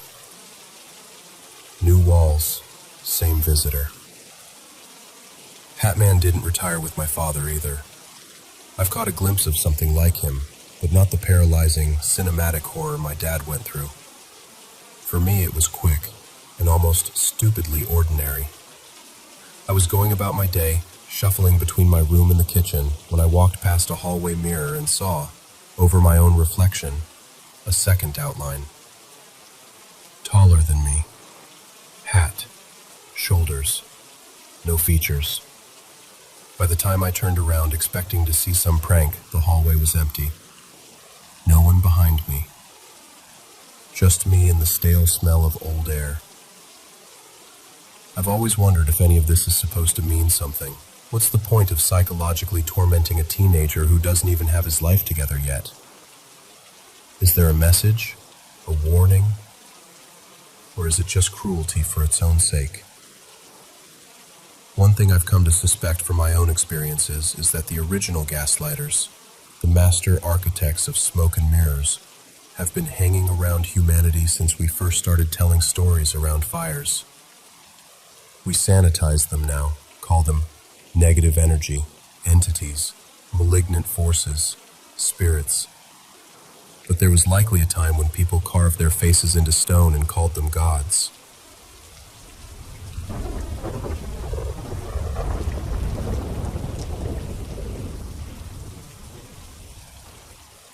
I don't think of myself as someone who believes in ghosts. I always feel like I have to get that out of the way first, because what I'm about to tell you makes me sound like I should be burning sage and sleeping with a Bible under my pillow. Even now, though, years later, I can't quite shake the feeling that something was very wrong with the apartment we rented in a tiny town in southern Ohio. We moved there from upstate New York when I was a kid. Me, my older sister, my mom, and her boyfriend. The building sat on a corner lot, across from the railroad tracks. A tired, 3-story brick place with a faded sign for a barber shop that had closed long before we got there. We had the middle floor. Some guy my mom only ever referred to as the man upstairs lived above us. The shop on the ground floor was empty. The layout should have been our first hint that the place was strange. When you came in from the outside stairs, you didn't enter a normal hallway. You stepped into this long, narrow corridor, with doors on one side like compartments on a train, and bare plaster on the other. My sister's and my bedroom was at the very end. The living room came before that. To get to the kitchen, you had to walk through my mom's room, like it was just another section of hallway. Every door had these old glass knobs and transom windows over the top that could tilt open, like the house was built before anyone cared about privacy. The doors were the first thing that started acting up, or at least, that's when we began to notice. They didn't swing open like in a horror movie. The knobs would turn. You'd be sitting on the couch, nobody near the hallway, and you'd hear that tiny clink of glass.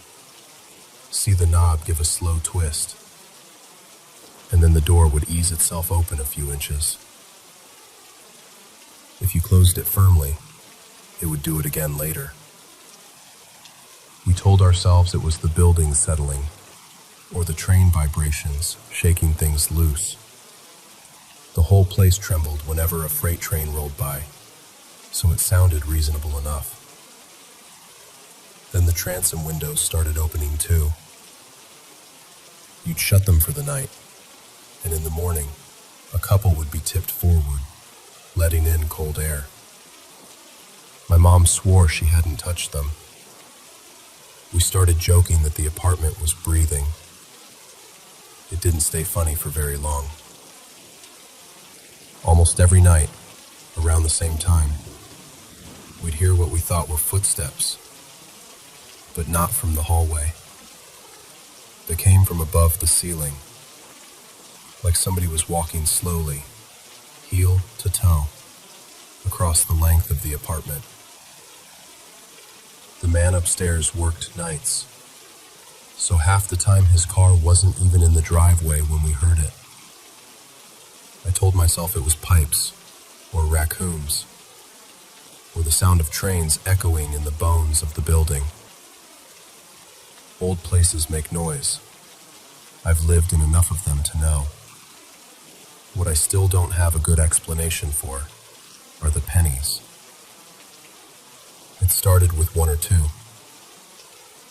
You'd be brushing your teeth, look down, and there'd be a penny lying in the middle of the bathroom floor that you were sure wasn't there a minute ago. Or you'd sit down at the kitchen table and feel something under your bare foot. Another penny, face up, right under your heel. At first we thought my mom's boyfriend was messing with us. He liked practical jokes, and leaving change around where we'd notice would have been his kind of thing. He swore it wasn't him. We didn't believe him until it started happening to him too. The pattern got weirder. The pennies always showed up in straight lines. 4 or 5 of them in a row stretching across the counter. 3 in a perfect little path from the doorway to the couch. Once, my sister woke up with a neat line of them on the floor between her bed and the door, like a trail or a boundary. None of us kept that much change in our pockets, and when we checked the dates on them, most were old. 60s, 50s, even a couple from the 40s. That was when my mom decided she wanted to know more about the building.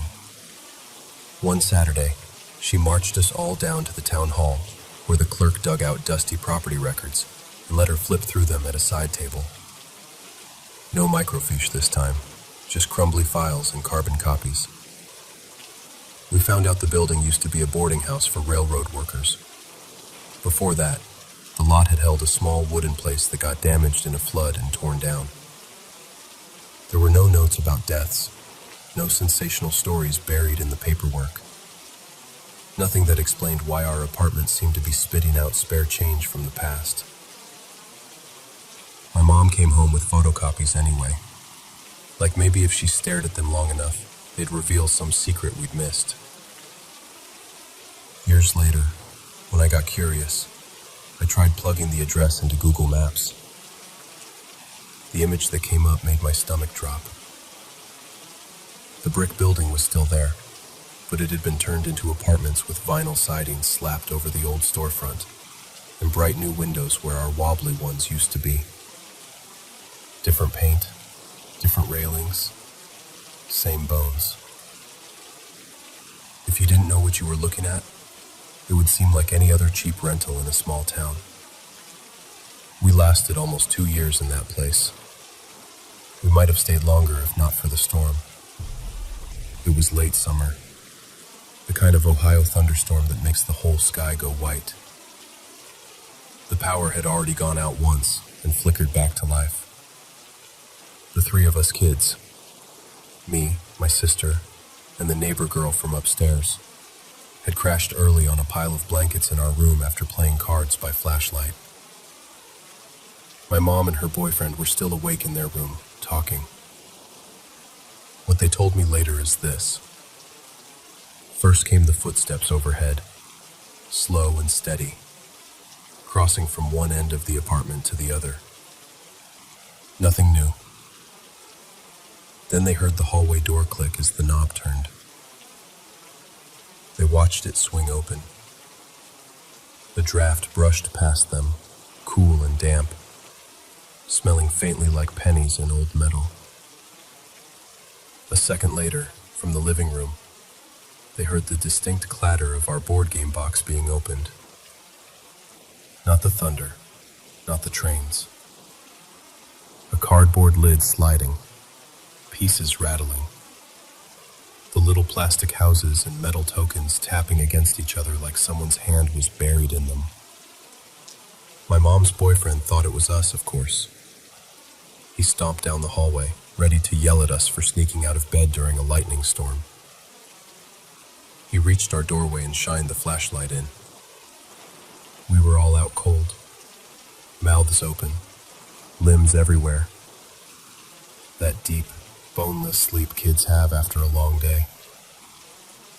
The board game was exactly where we'd left it, stacked on a shelf in the living room closet, lid closed.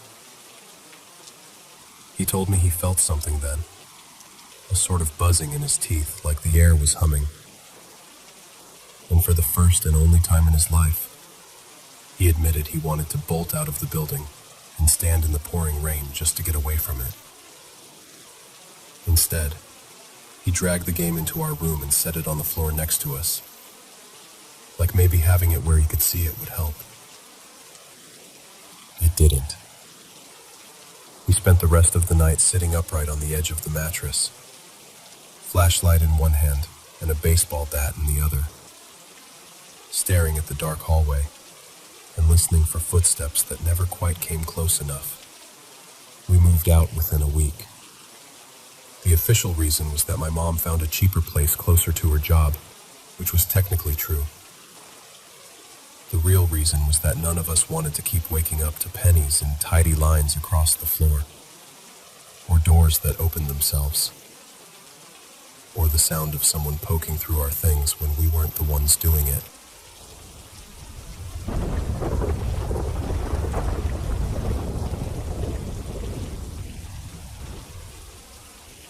Ever since I was a kid, I've felt deeply connected to people, animals, and even random little things. I've always been super sensitive. I care a lot, but I also get attached in this strange way. If I ever felt any kind of emotional pull towards something, I just couldn't get rid of it. I still have boxes of tiny trinkets I've collected over the years, and I arrange them carefully around my room, like they all have their own little stories and don't want to be forgotten. When I was younger, I didn't just have imaginary friends. I had one presence that felt almost as real as any person. I could see it in my mind so clearly and talk to it like it was actually there.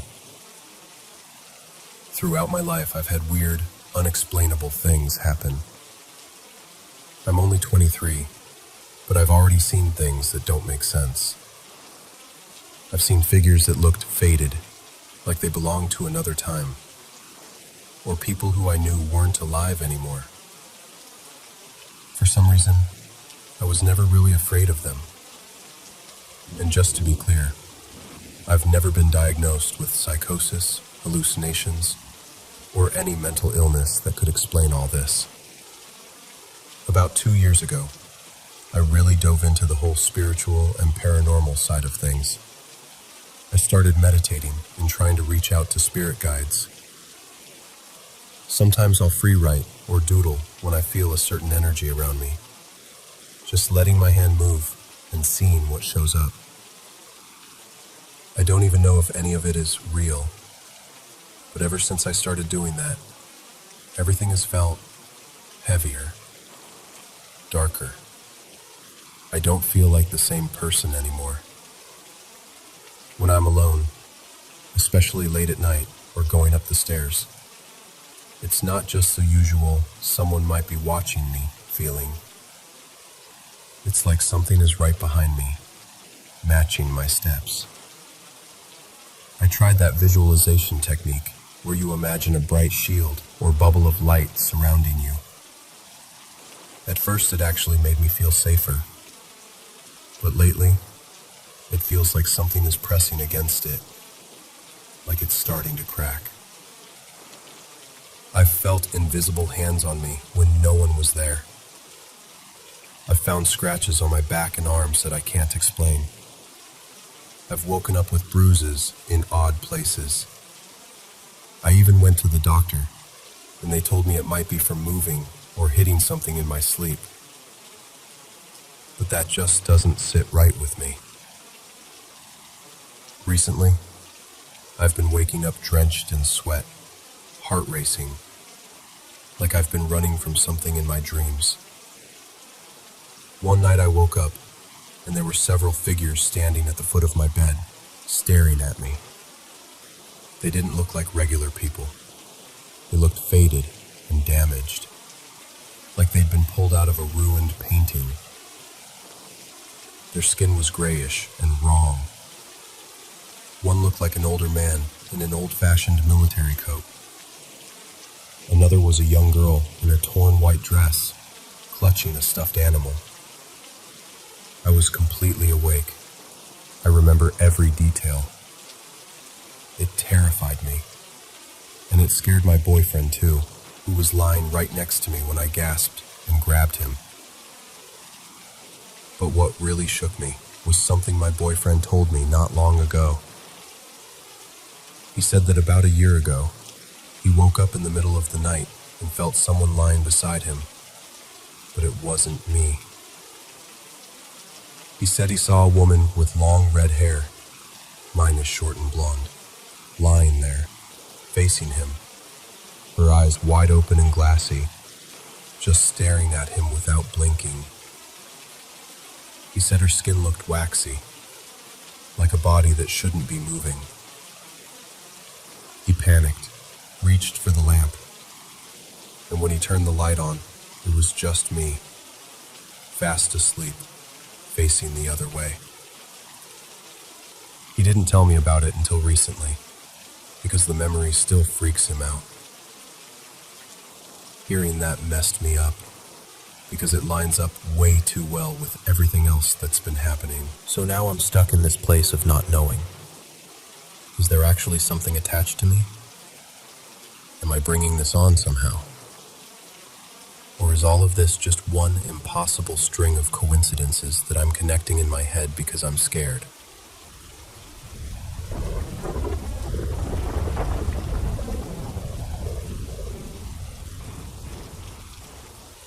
I lost my mother this spring to a long illness. Since then, I've been noticing these weird, quiet little moments that feel like communication. My first instinct has always been to explain everything away. I'm a skeptic, agnostic, and up until very recently, I didn't really believe in an afterlife or any lingering consciousness. I still don't know what I believe. I'll list a few things. They're probably easy to debunk, but because I'm not in the best state of mind, I've been struggling to think clearly. The chime that rings on its own.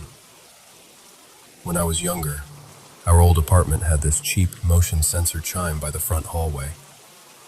It would beep whenever someone walked past. After my grandfather died more than a decade ago, it randomly went off for a few summers, always around the time of his death and his birthday. No one near it, no doors opening, just beep. We joked that it was him visiting. Now I live in a small place in a different city on the West Coast. There's no motion chime anymore, just the little ding-dong from the smart door sensor when it detects the door opening. The days after my mom passed, it kept making the sound, even when the door was completely shut. It only happened in the late morning to early afternoon, for 3 days straight. Then it stopped.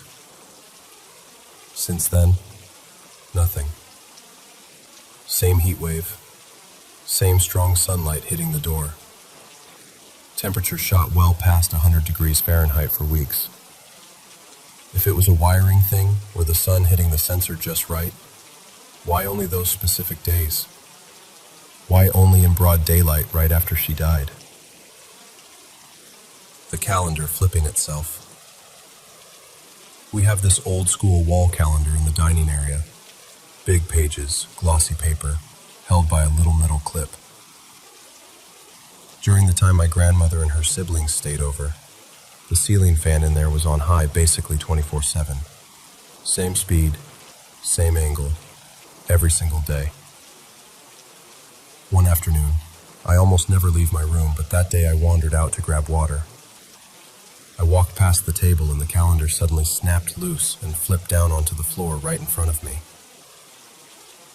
It opened to the month of my mom's birthday, even though we were in a different month entirely. The fan had been blowing like that for weeks. Why did it decide to fall right then, in that specific moment, onto that specific page, while I just happened to be standing there? Convenient sample of my grief brain? Probably. But it still felt personal. Her voice at the burial. The funeral was about a month after she passed. I hadn't heard her healthy voice in so long.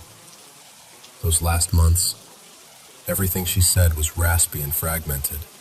She would run out of breath mid-sentence. By the time the funeral came around, I honestly couldn't remember what her normal voice sounded like. I avoided videos because they hurt too much. At the burial, while they were lowering the casket, I suddenly heard her. Same clarity and volume as my own internal monologue. She said, very gently, "Hey, Anuk. I have to go now. I love you." It was so sudden that it made me catch my breath. I was exhausted, stressed, barely sleeping. So yeah, could have been my brain reaching for comfort, some kind of brief waking hallucination. Every now and then I'll hear her again, not out loud in the room, more like a thought that doesn't feel like mine. Soft, distant, but direct. Usually short phrases that feel like answers to questions I'm already thinking. I know it could just be me asking, what would she say, and filling in the blank from memory. But it feels different than when I imagine other people talking. She popped my cyst. She promised she'd take care of it again when I feel better. She never got the chance. Then, on her birthday this year, that cyst suddenly started to hurt. Out of nowhere. It went from, I forget this exists, to like a 610 burning, throbbing pain that lasted almost 2 weeks. It turned a bit red and hot. I couldn't sleep on my back, couldn't focus at work. I finally went to urgent care, and they told me I'd probably need a minor procedure to get it excised. I was sitting there, under those bright hospital lights, overwhelmed. And for some reason I just didn't go through with scheduling it. I went home. About a week later, the pain just stopped. Not gradually. More like one day it hurt, the next day it didn't. The bump, which had been raised for years, was suddenly flat. It never burst, never leaked. One day there's this dome under my skin. Next day it's basically gone. Now there's only a faint little mark left, and it keeps getting flatter and more normal looking. Yes, I know bodies are weird and things get reabsorbed and all that. I know it could be a coincidence that this whole process started on her birthday. But still, she always said, "I'll get rid of that thing for you." And then, it vanished. She helped my great-grandmother go. My great-grandmother passed away at 92 not long ago. She lived in another country, so I only heard everything secondhand through relatives' calls and messages. Apparently, in the last few days, she refused food and water and spent hours talking to people no one else could see. She kept saying my mom's name. She'd smile at an empty corner of the room and nod like she was listening, then tell everyone, "It's okay. They're waiting for me." After 3 days like that, she slipped away peacefully in her sleep. By then it had been a few months since my mom died. They were very close when my mom was younger. The rational part of me knows that people nearing the end often talk to loved ones who've passed. The brain does strange, merciful things. But another part of me imagines my mom taking her hand and walking her across whatever is next for them. So, I don't know what to think. Coincidences? Stress? Grief doing what grief does? Honestly, I feel a little crazy even typing all this out. And I feel extra crazy for letting myself wonder if there's more behind it. We have science to explain so many things. Random house noises, faulty wiring, memory glitches, internal voices. But some stubborn part of me keeps whispering, what if the dead used those exact systems?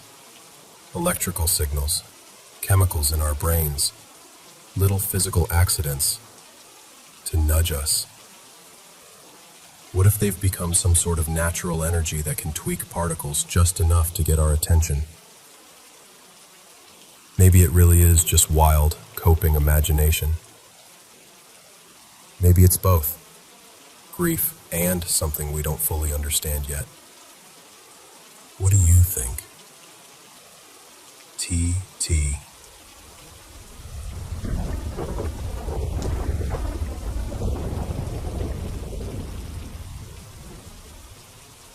Okay, so my best friend and I have both been seeing weird stuff lately, even though we live hours apart. Still same country though. It kinda started when I texted her about how I've been way more paranoid these days, and that I got sleep paralysis again. After that, my paranoia got so much worse. I started feeling like something was always low-key watching me, and that people were plotting weird shit, like IDK, setting me up, following me, or trying to lure me somewhere. I get freaked out by mirrors now, especially at night. If I see even a crack of my reflection in a dark mirror or TV screen, my heart just starts pounding. Even in the daytime, I'm mad wary about reflective stuff now, like glass doors and mirrors and all that. One time, I fell asleep on the floor in the living room, and I had this dream where I was lying there, and suddenly the hallway got super bright for a second, like someone turned on a light. In the doorway, I saw a tall figure just standing there, facing me. I tried to shout for my mom and started swearing at it, and then I woke up. The hallway light was actually off, and the door was closed, so I knew it was just a dream. But then I swear I heard our front door handle move, like someone turning it really slowly. After that, I kept getting up over and over to check if the door was locked. A few weeks later, I had another episode of sleep paralysis in my room. I didn't see anything this time. I usually get auditory stuff, like weird noises or whispers. But my best friend sees actual figures and faces. This one wasn't even that bad, TBH, so I don't need to describe it.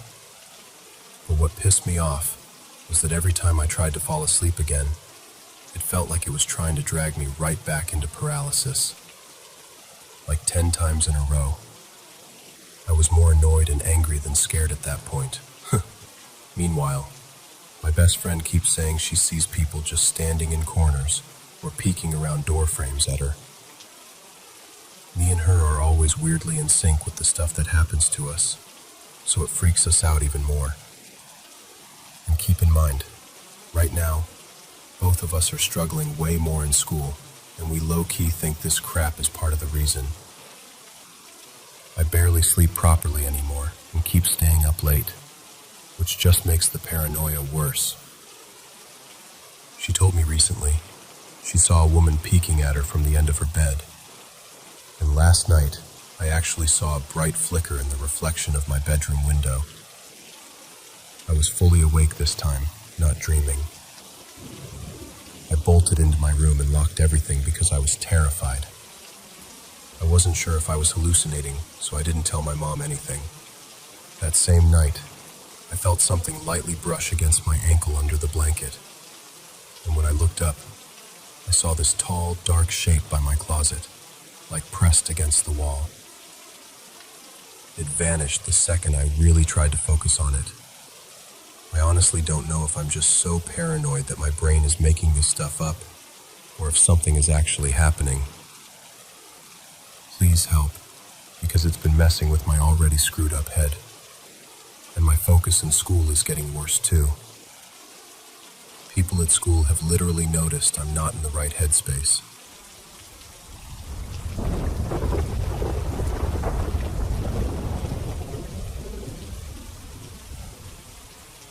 So, where to start? This is a personal story of mine, one I still don't really know how to explain. A few years back, some friends and I spent a weekend in a little river town called Riverton.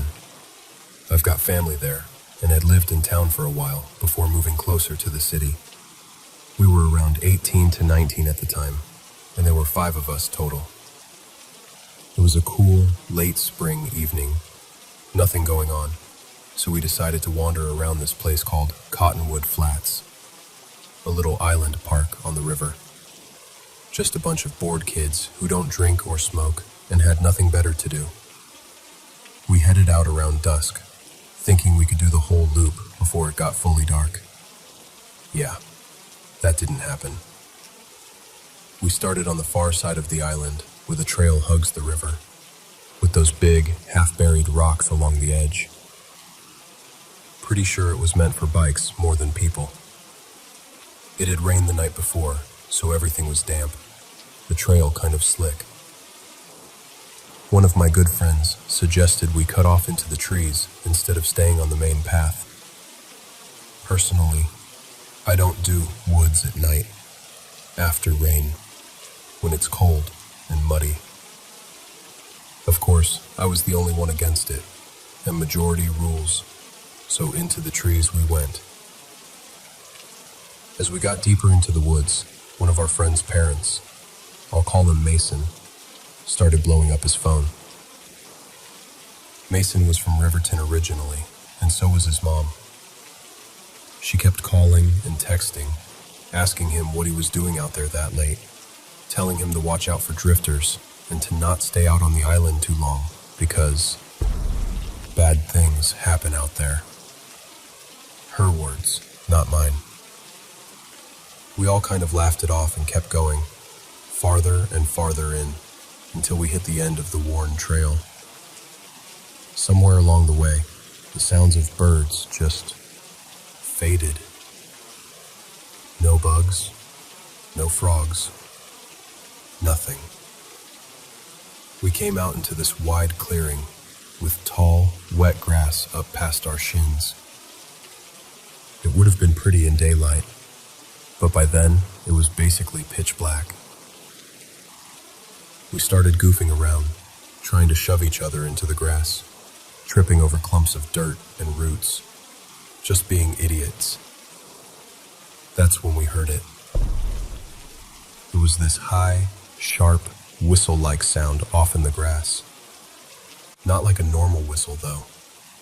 It had this weird depth to it, like a bird screeching from way inside a metal pipe or something.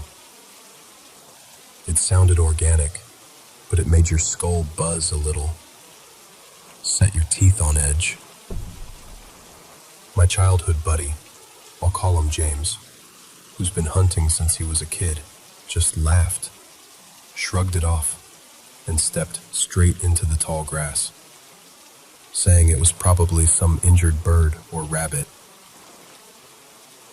When he got a little ways in, we realized water had pooled under the grass. He was walking in ankle-deep, cold, muddy water. Our one native friend, not super important, just context, quietly started praying in Lakota under her breath. Then she just stopped walking, completely froze. She spun around and asked us, really panicked, if any of us had whistled. James shouted from somewhere in the grass that he had, just joking around, and she immediately tried to get us to leave. James ignored her and kept wading further away, the grass swallowing him up. Then we heard it again. The same whistle, only closer. And it seemed to come from right where James had gone, but not in his voice. A second later, James burst out of the grass, splashing water everywhere, breathing hard. He asked if anyone had followed him in, if I had tried to mess with him, grab him, anything like that. I told him no. None of us had moved from the edge. We all did this quick, nervous scan around us, but there was nothing there. Just black shapes of trees, wet grass, and that strange, heavy quiet. No one argued after that. We just left. We didn't tell anyone about it for a long time because it sounded ridiculous, even to us. I had never seen James that shaken before. He was always the brave one of the group, the guy who would go first into anything spooky just to prove it wasn't a big deal. Later on, when he finally opened up about it, he said he felt someone right behind him in the grass, matching his steps, and then a hand closing over his shoulder like it was about to spin him around. When I asked our native friend again, later, why she freaked out when she heard the whistle, she shut down immediately. She wouldn't talk about it at all, just changed the subject. Even the question seemed to scare her. A little while after that trip, Mason told us quietly that people in town avoided Cottonwood Flats after dark. He said it had a reputation. The fall before we went out there, a man, a father, had gone to the island and ended his own life near one of the clearings. Ever since then, according to some of the locals, that part of the island was just wrong. A place where misfortune hangs around longer than it should.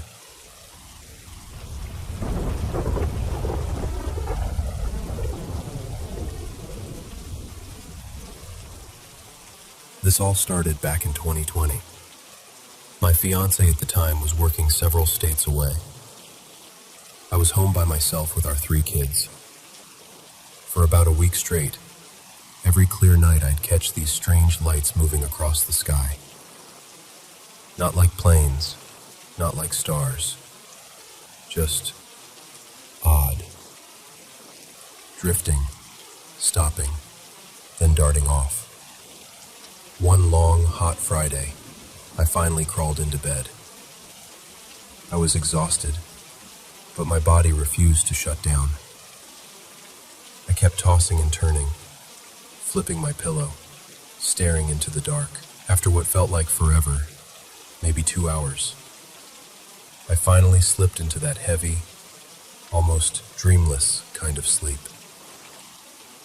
Then, something yanked me out of it. I woke up suddenly, heart pounding, with the absolute certainty that I wasn't alone in the room. I was turned toward the wall, facing my kids sleeping beside me. All 3 of them in my line of sight. My brain went into overdrive. Had someone broken in? There had been a few break-ins a few streets over, and that was the first thing that came to mind. I slowly rolled onto my back and stayed as still as I could, just listening. The house was silent. No footsteps, no doors, no creaking floorboards. But that feeling, that presence, wouldn't go away. Then I saw it. A shape. A figure. Hard to tell what it was at first. Like my eyes weren't cooperating, I judged the distance, thinking I could probably make it to where we kept the gun. Before it reached me or the kids, I tried to sit up. Nothing. My body wouldn't move. I felt like I'd turned to concrete. A wave of panic washed over me. My chest tightened. Breath speeding up. That's when I heard a voice. The calmest, gentlest voice I've ever heard in my life. We're not going to hurt anyone, even now, years later. Remembering those words gives me chills. The fear just drained out of me. Not all at once, but enough that I wasn't terrified anymore. As my eyes adjusted to the dark, I realized there wasn't just one figure. Another, taller one stood nearby, and two smaller ones hovered just behind them. At the time I thought, maybe they're kids? They murmured to each other in low voices, but I couldn't understand a single word. The one closest to me stepped forward, and that's when I really saw the light. A soft, blue glow, like it was coming from under the skin. It traced along its limbs, like every vein in its body was lit up. It was beautiful and eerie at the same time. As it moved closer, the others began to glow too. The same dim blue radiance. I still couldn't make out clear facial features, but I knew immediately they were not human. I remember silently begging myself to wake up, thinking, this has to be some wild dream. But deep down, I knew I wasn't dreaming. I was awake. Completely awake. The thing that stayed with me then, and still does now, is how beautiful they were, and how peaceful I felt near them. It sounds insane, but that's the truth. I don't know what happened next exactly. Either I blacked out, or they did something to me, because the next thing I remember, I was no longer in my bedroom. I was on my back, staring up at a smooth, metallic ceiling that reflected a faint light. Whatever I was lying on was freezing cold, the kind of cold that feels sharp. I tried to move, but the only thing I could control were my eyes. I've never felt cold like that night, like it was inside my bones. I felt exposed, but not like I was naked. It was a different kind of exposed, like they could see straight through me, like every memory, every thought, every fear was wide open to them. I got a clearer look this time. It was very tall, maybe just under 7 feet. The head was shaped like what people describe as a gray alien.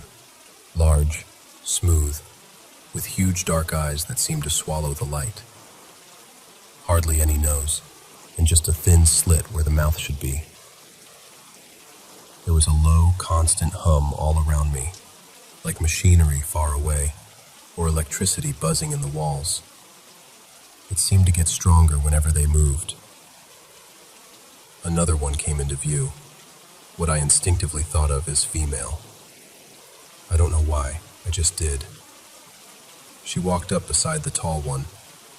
He spoke first, but I couldn't hear the words, like his voice was just out of reach. Then she spoke, clear as day. In the back of her mind, hidden away, she knows she's safe. She reached down and ran her fingers gently through my hair. My long auburn hair fanned out beneath me. The tall one said she was alone, except for the children. As soon as he said it, an image flashed in my mind. It was like a memory and a vision at the same time. I saw my kids, fast asleep in my bed, with 3 of the other beings standing around them, almost like they were standing guard. The female said, "They'll be together soon, and we'll check in." I can't fully explain it, but I suddenly felt this weird familiarity with the place, like it wasn't my first time there. The thought formed in my head, have I been here before? And before I could even finish it, she cut in again, almost amused. "Oh, there it is. But after this, she will fall into a deep sleep. She won't remember, or it will only feel like a dream." I felt a sharp rush of cold in my left arm, similar to getting an IV, but without the sting. Just pressure and freezing cold spreading through my veins. The next thing I remember, I was upright in my own bed, gasping like I'd broken the surface of deep water. I immediately checked on my kids. All three were there, curled up and breathing softly, totally fine. I slid out of bed, legs shaky, and headed toward the bathroom to try to make sense of what had just happened. I felt heavy and off balance, like gravity was pulling too hard. I had to hold on to the dresser, then the door frame, just to keep from stumbling. In the bathroom, I didn't turn the light on. I just sat there in the dark. Out of the corner of my eye, I caught a flicker of blue. My eyes darted down, and it was gone. Then I heard the faintest little giggle. I couldn't tell if it sounded like my children or like them. I got up slowly and made my way back to bed, still fighting that strange new weight feeling. I lay down, pulled the blanket up, shut my eyes, and felt something icy cool brush my cheek. Gentle, almost like a goodbye.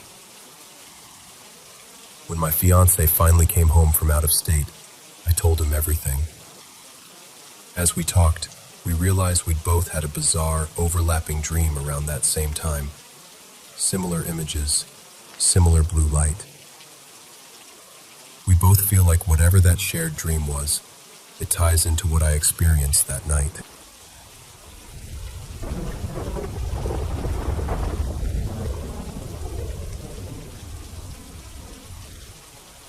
If you're familiar with energy lines and crossroads, the house this took place in sat right on a major one.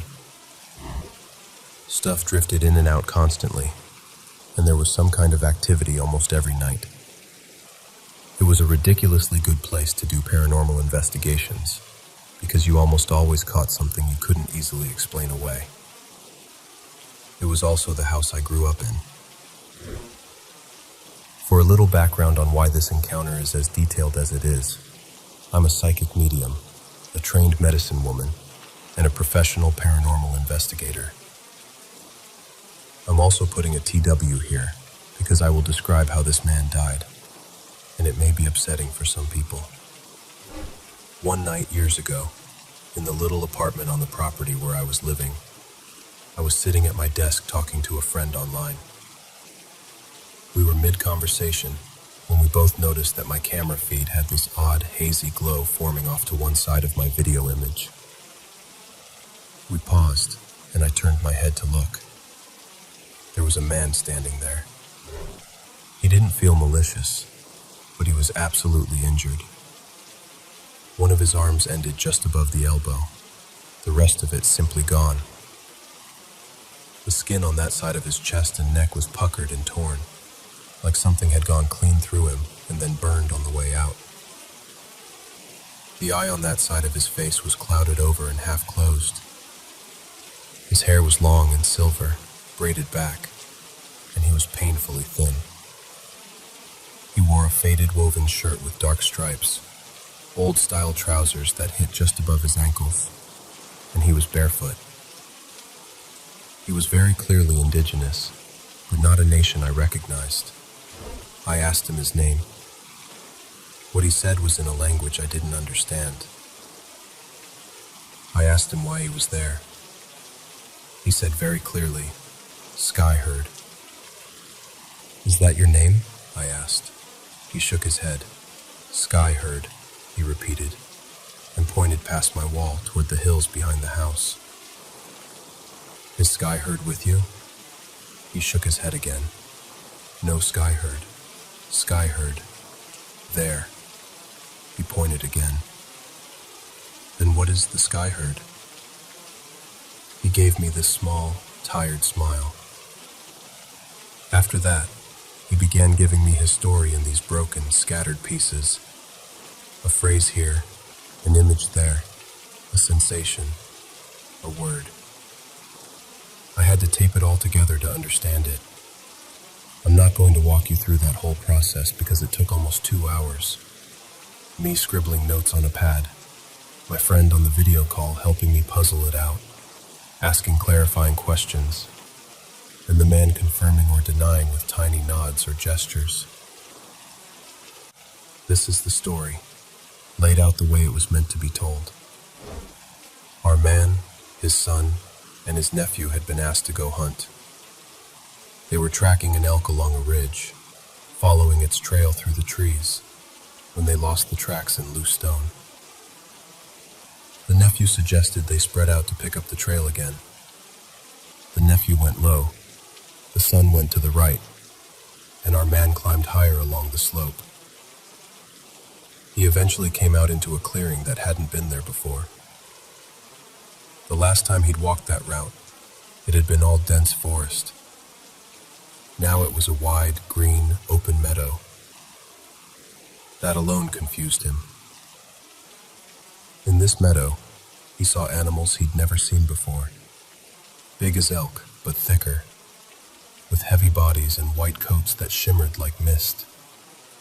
Their backs looked like they were made of clouds, but their hooves left marks on the ground.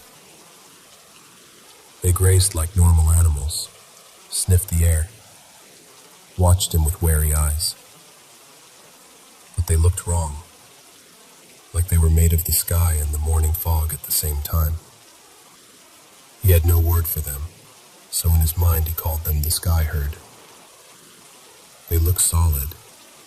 They looked edible. And he knew nobody would believe him if he went back with nothing but a strange tail and no meat. Honestly, he barely believed what he was seeing himself. The herd bolted. The wounded animal staggered and fell, and he moved forward to claim it, calling out for his son and his nephew so they could help him dress the kill and carry it back. As he walked, he looked up and saw a bright white circle hanging low in front of him, like a second sun hovering at the edge of the meadow. Which made no sense, because he was between hills. He shouldn't have been able to see the real sun like that. Then there was a crack. Not a sound he knew, just a tearing of the world. Then there was pain.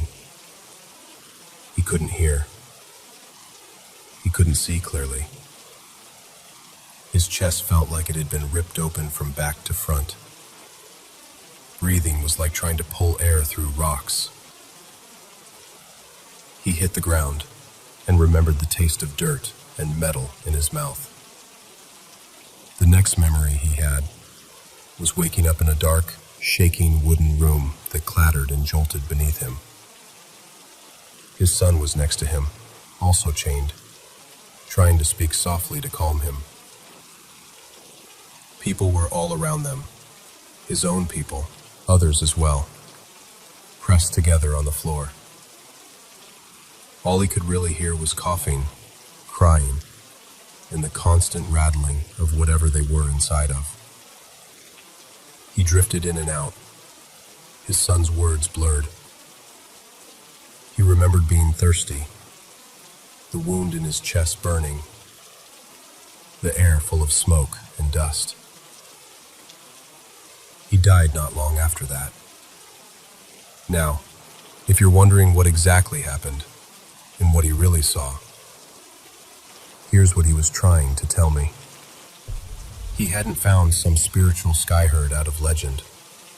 He'd walked straight into a settler's fenced pasture of pale cattle, animals he'd never seen before in his life. He shot one with an arrow, thinking it was fair game, the same way his people had always hunted. The second sun he saw was the flash from a rifle he'd never seen, held by someone whose language he didn't speak, defending animals he didn't know could be owned. The bullet tore through his chest and out his back. He succumbed to his wounds while being moved, first by wagon, then on a train, along with his people who were being transported away from their land. He never really had the chance to explain what happened. or to have anyone believe that he'd seen something so strange and died for it. He told me the name of his nation, but I'm not going to pretend to be an expert in it here. It was a smaller tribe from the Central Plains, not one most people would recognize from history books. What mattered to him wasn't me getting every political detail perfect. What mattered was that, when I repeated the name back to him and said I'd remember it, he relaxed. After I promised to tell his story whenever I could, he smiled, did this little shuffle of a dance in place, and then he was gone. He crossed over. He couldn't move on until someone listened, believed him, and carried his story forward. He never got to in life. I share this story often to keep my promise to him. I don't tell it to be funny, or to mock him, or to shame him for what he did. I tell it because he waited roughly 2 centuries to give his account to someone who would sit there, listen, write it down and say, "I believe you. Now it's your turn to know it."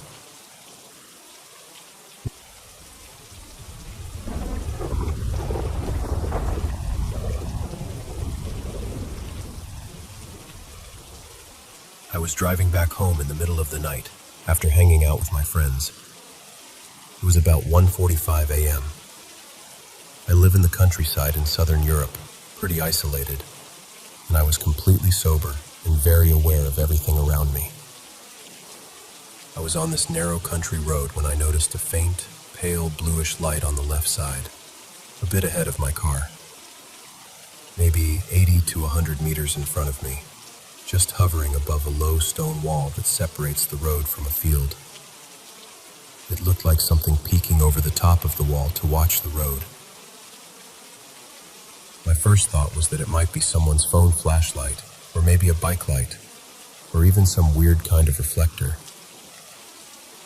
I've lived here my whole life, and I drive that road almost every single night. I know where the street signs are, where the reflectors are, where animals usually cross. I know what animal eyes look like in my headlights. This was none of that. As I kept driving toward it, the light started to move. Not fast, not jerky, just this slow, eerily smooth glide.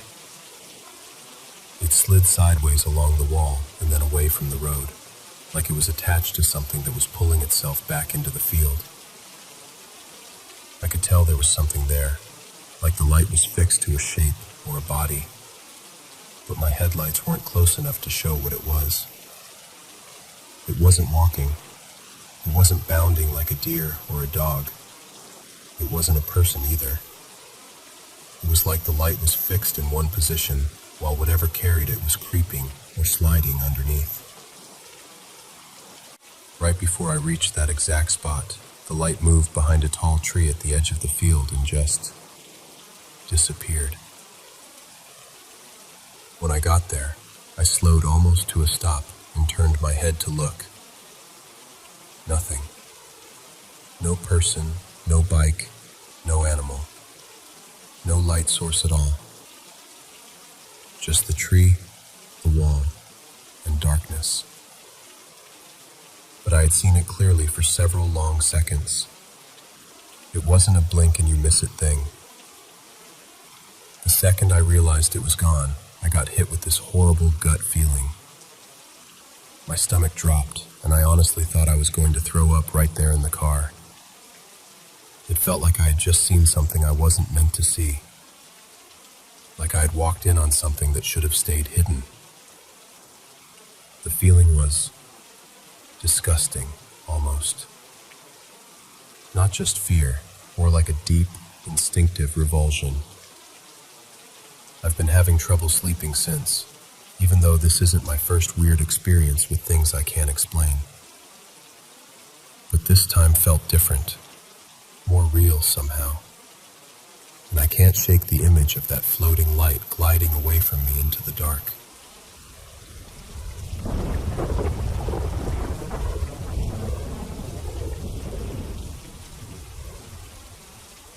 So growing up, I lived 3 houses down from this old abandoned church and its overgrown yard. Needless to say, I saw a few things as a kid that made me a believer.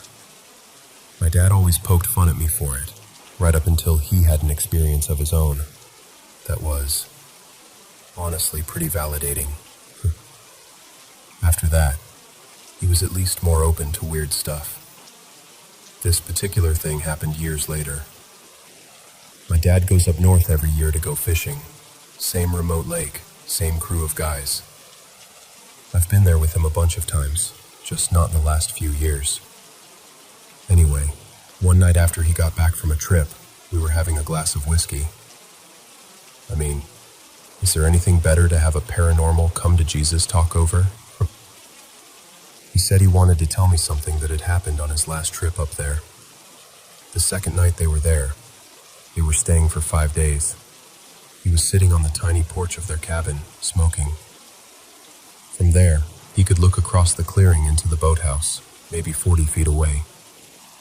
It's a small building with sliding doors, where they keep motors, life jackets, fuel, all the stuff to keep the camp running. The camp is only reachable by boat or float plane.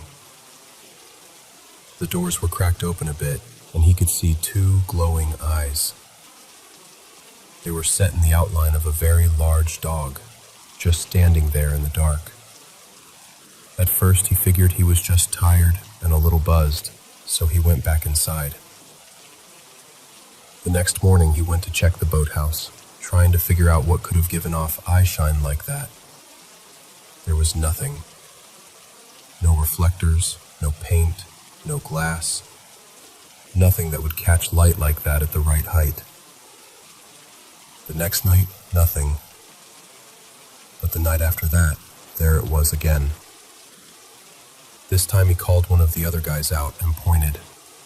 "Hey, what do you see over there?" The guy squints and goes, "Jesus, that looks like a big fucking dog with glowing eyes." They ended up seeing it on multiple nights. My dad said he even saw its head shift a little, like it was turning to look at them. Which, to me, pretty much rules out it being just some stacked gear in a weird shadow.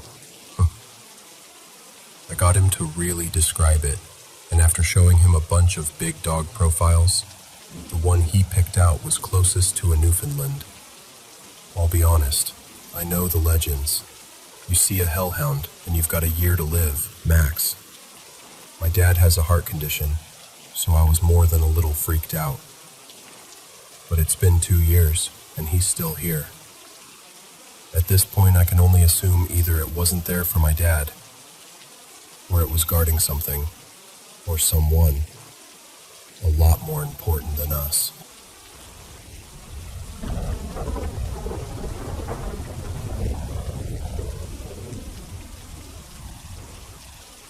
I was about 16 when this happened, and had always been a skeptic on the paranormal. But since then, I've been a 100% believer in it. Like, no doubt in my mind anymore. Me and my family usually rent houses by the coast in northern Spain for vacations.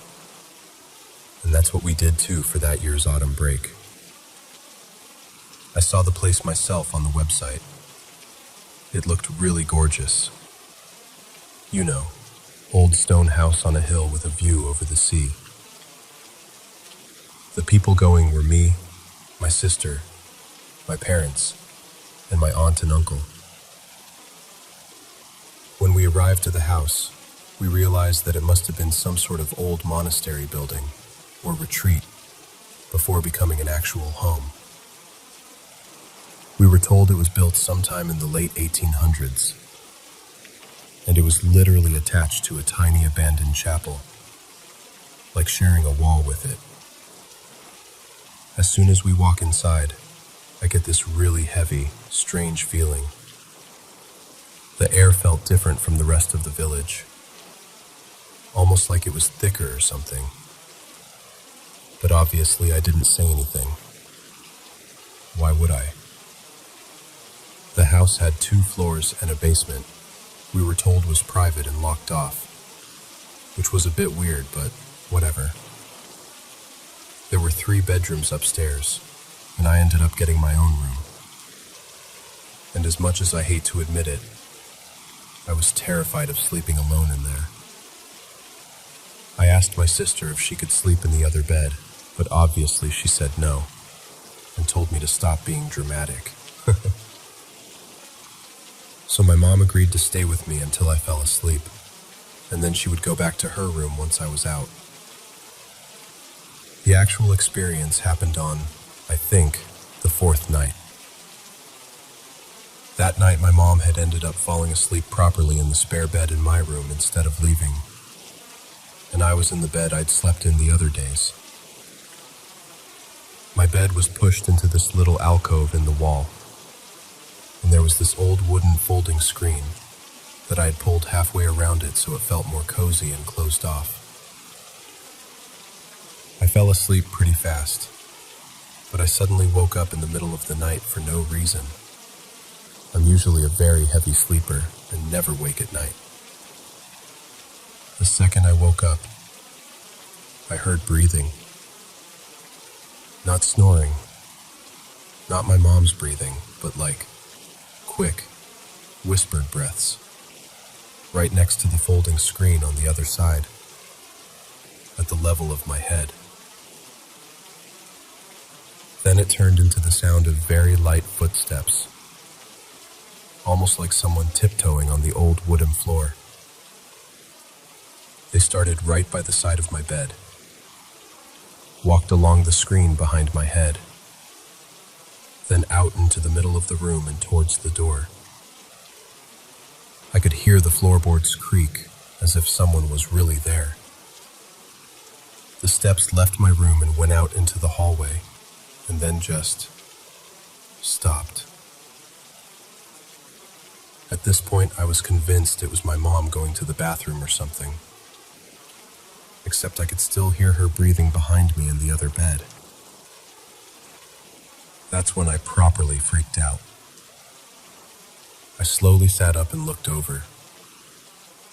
My mom was dead asleep, on her side, covers up to her chin. I could see her clearly. Still, I needed to prove to myself I wasn't crazy, so I got up and opened my door into the hallway. All the doors were closed. My aunt and uncle in the room at the end were completely out. My sister, too. No lights, no sounds, nothing. There was nowhere for anyone to have gone. The staircase to the ground floor was right there, and I just stood at the top of it with my heart racing, feeling like someone had just run past me, but I was alone. The morning after, I asked everyone if anyone had gotten up at night, gone to the bathroom, anything. They all said no. My mom even joked that I was watching too many horror movies. I was on edge for the rest of the stay, but nothing like that happened again. Months later, out of nowhere, I brought it up again to my mom, and she just went quiet. Then she told me she'd been terrified of the house too, and had felt that same heavy, weird energy since the first day. My sister had apparently told her she hated walking past the basement door because she felt like someone was standing right behind it. My mom also admitted that on the second night, when she'd stayed in my room until I fell asleep, she'd woken up to the sensation that someone was standing between our 2 beds, watching us. But she'd kept her eyes shut because she was too scared to look. To this day, I get goosebumps thinking about that hallway and those footsteps and that broken crystal. I honestly think something in that house didn't want us there. And judging by the way my pendant cracked, I don't think it was something friendly.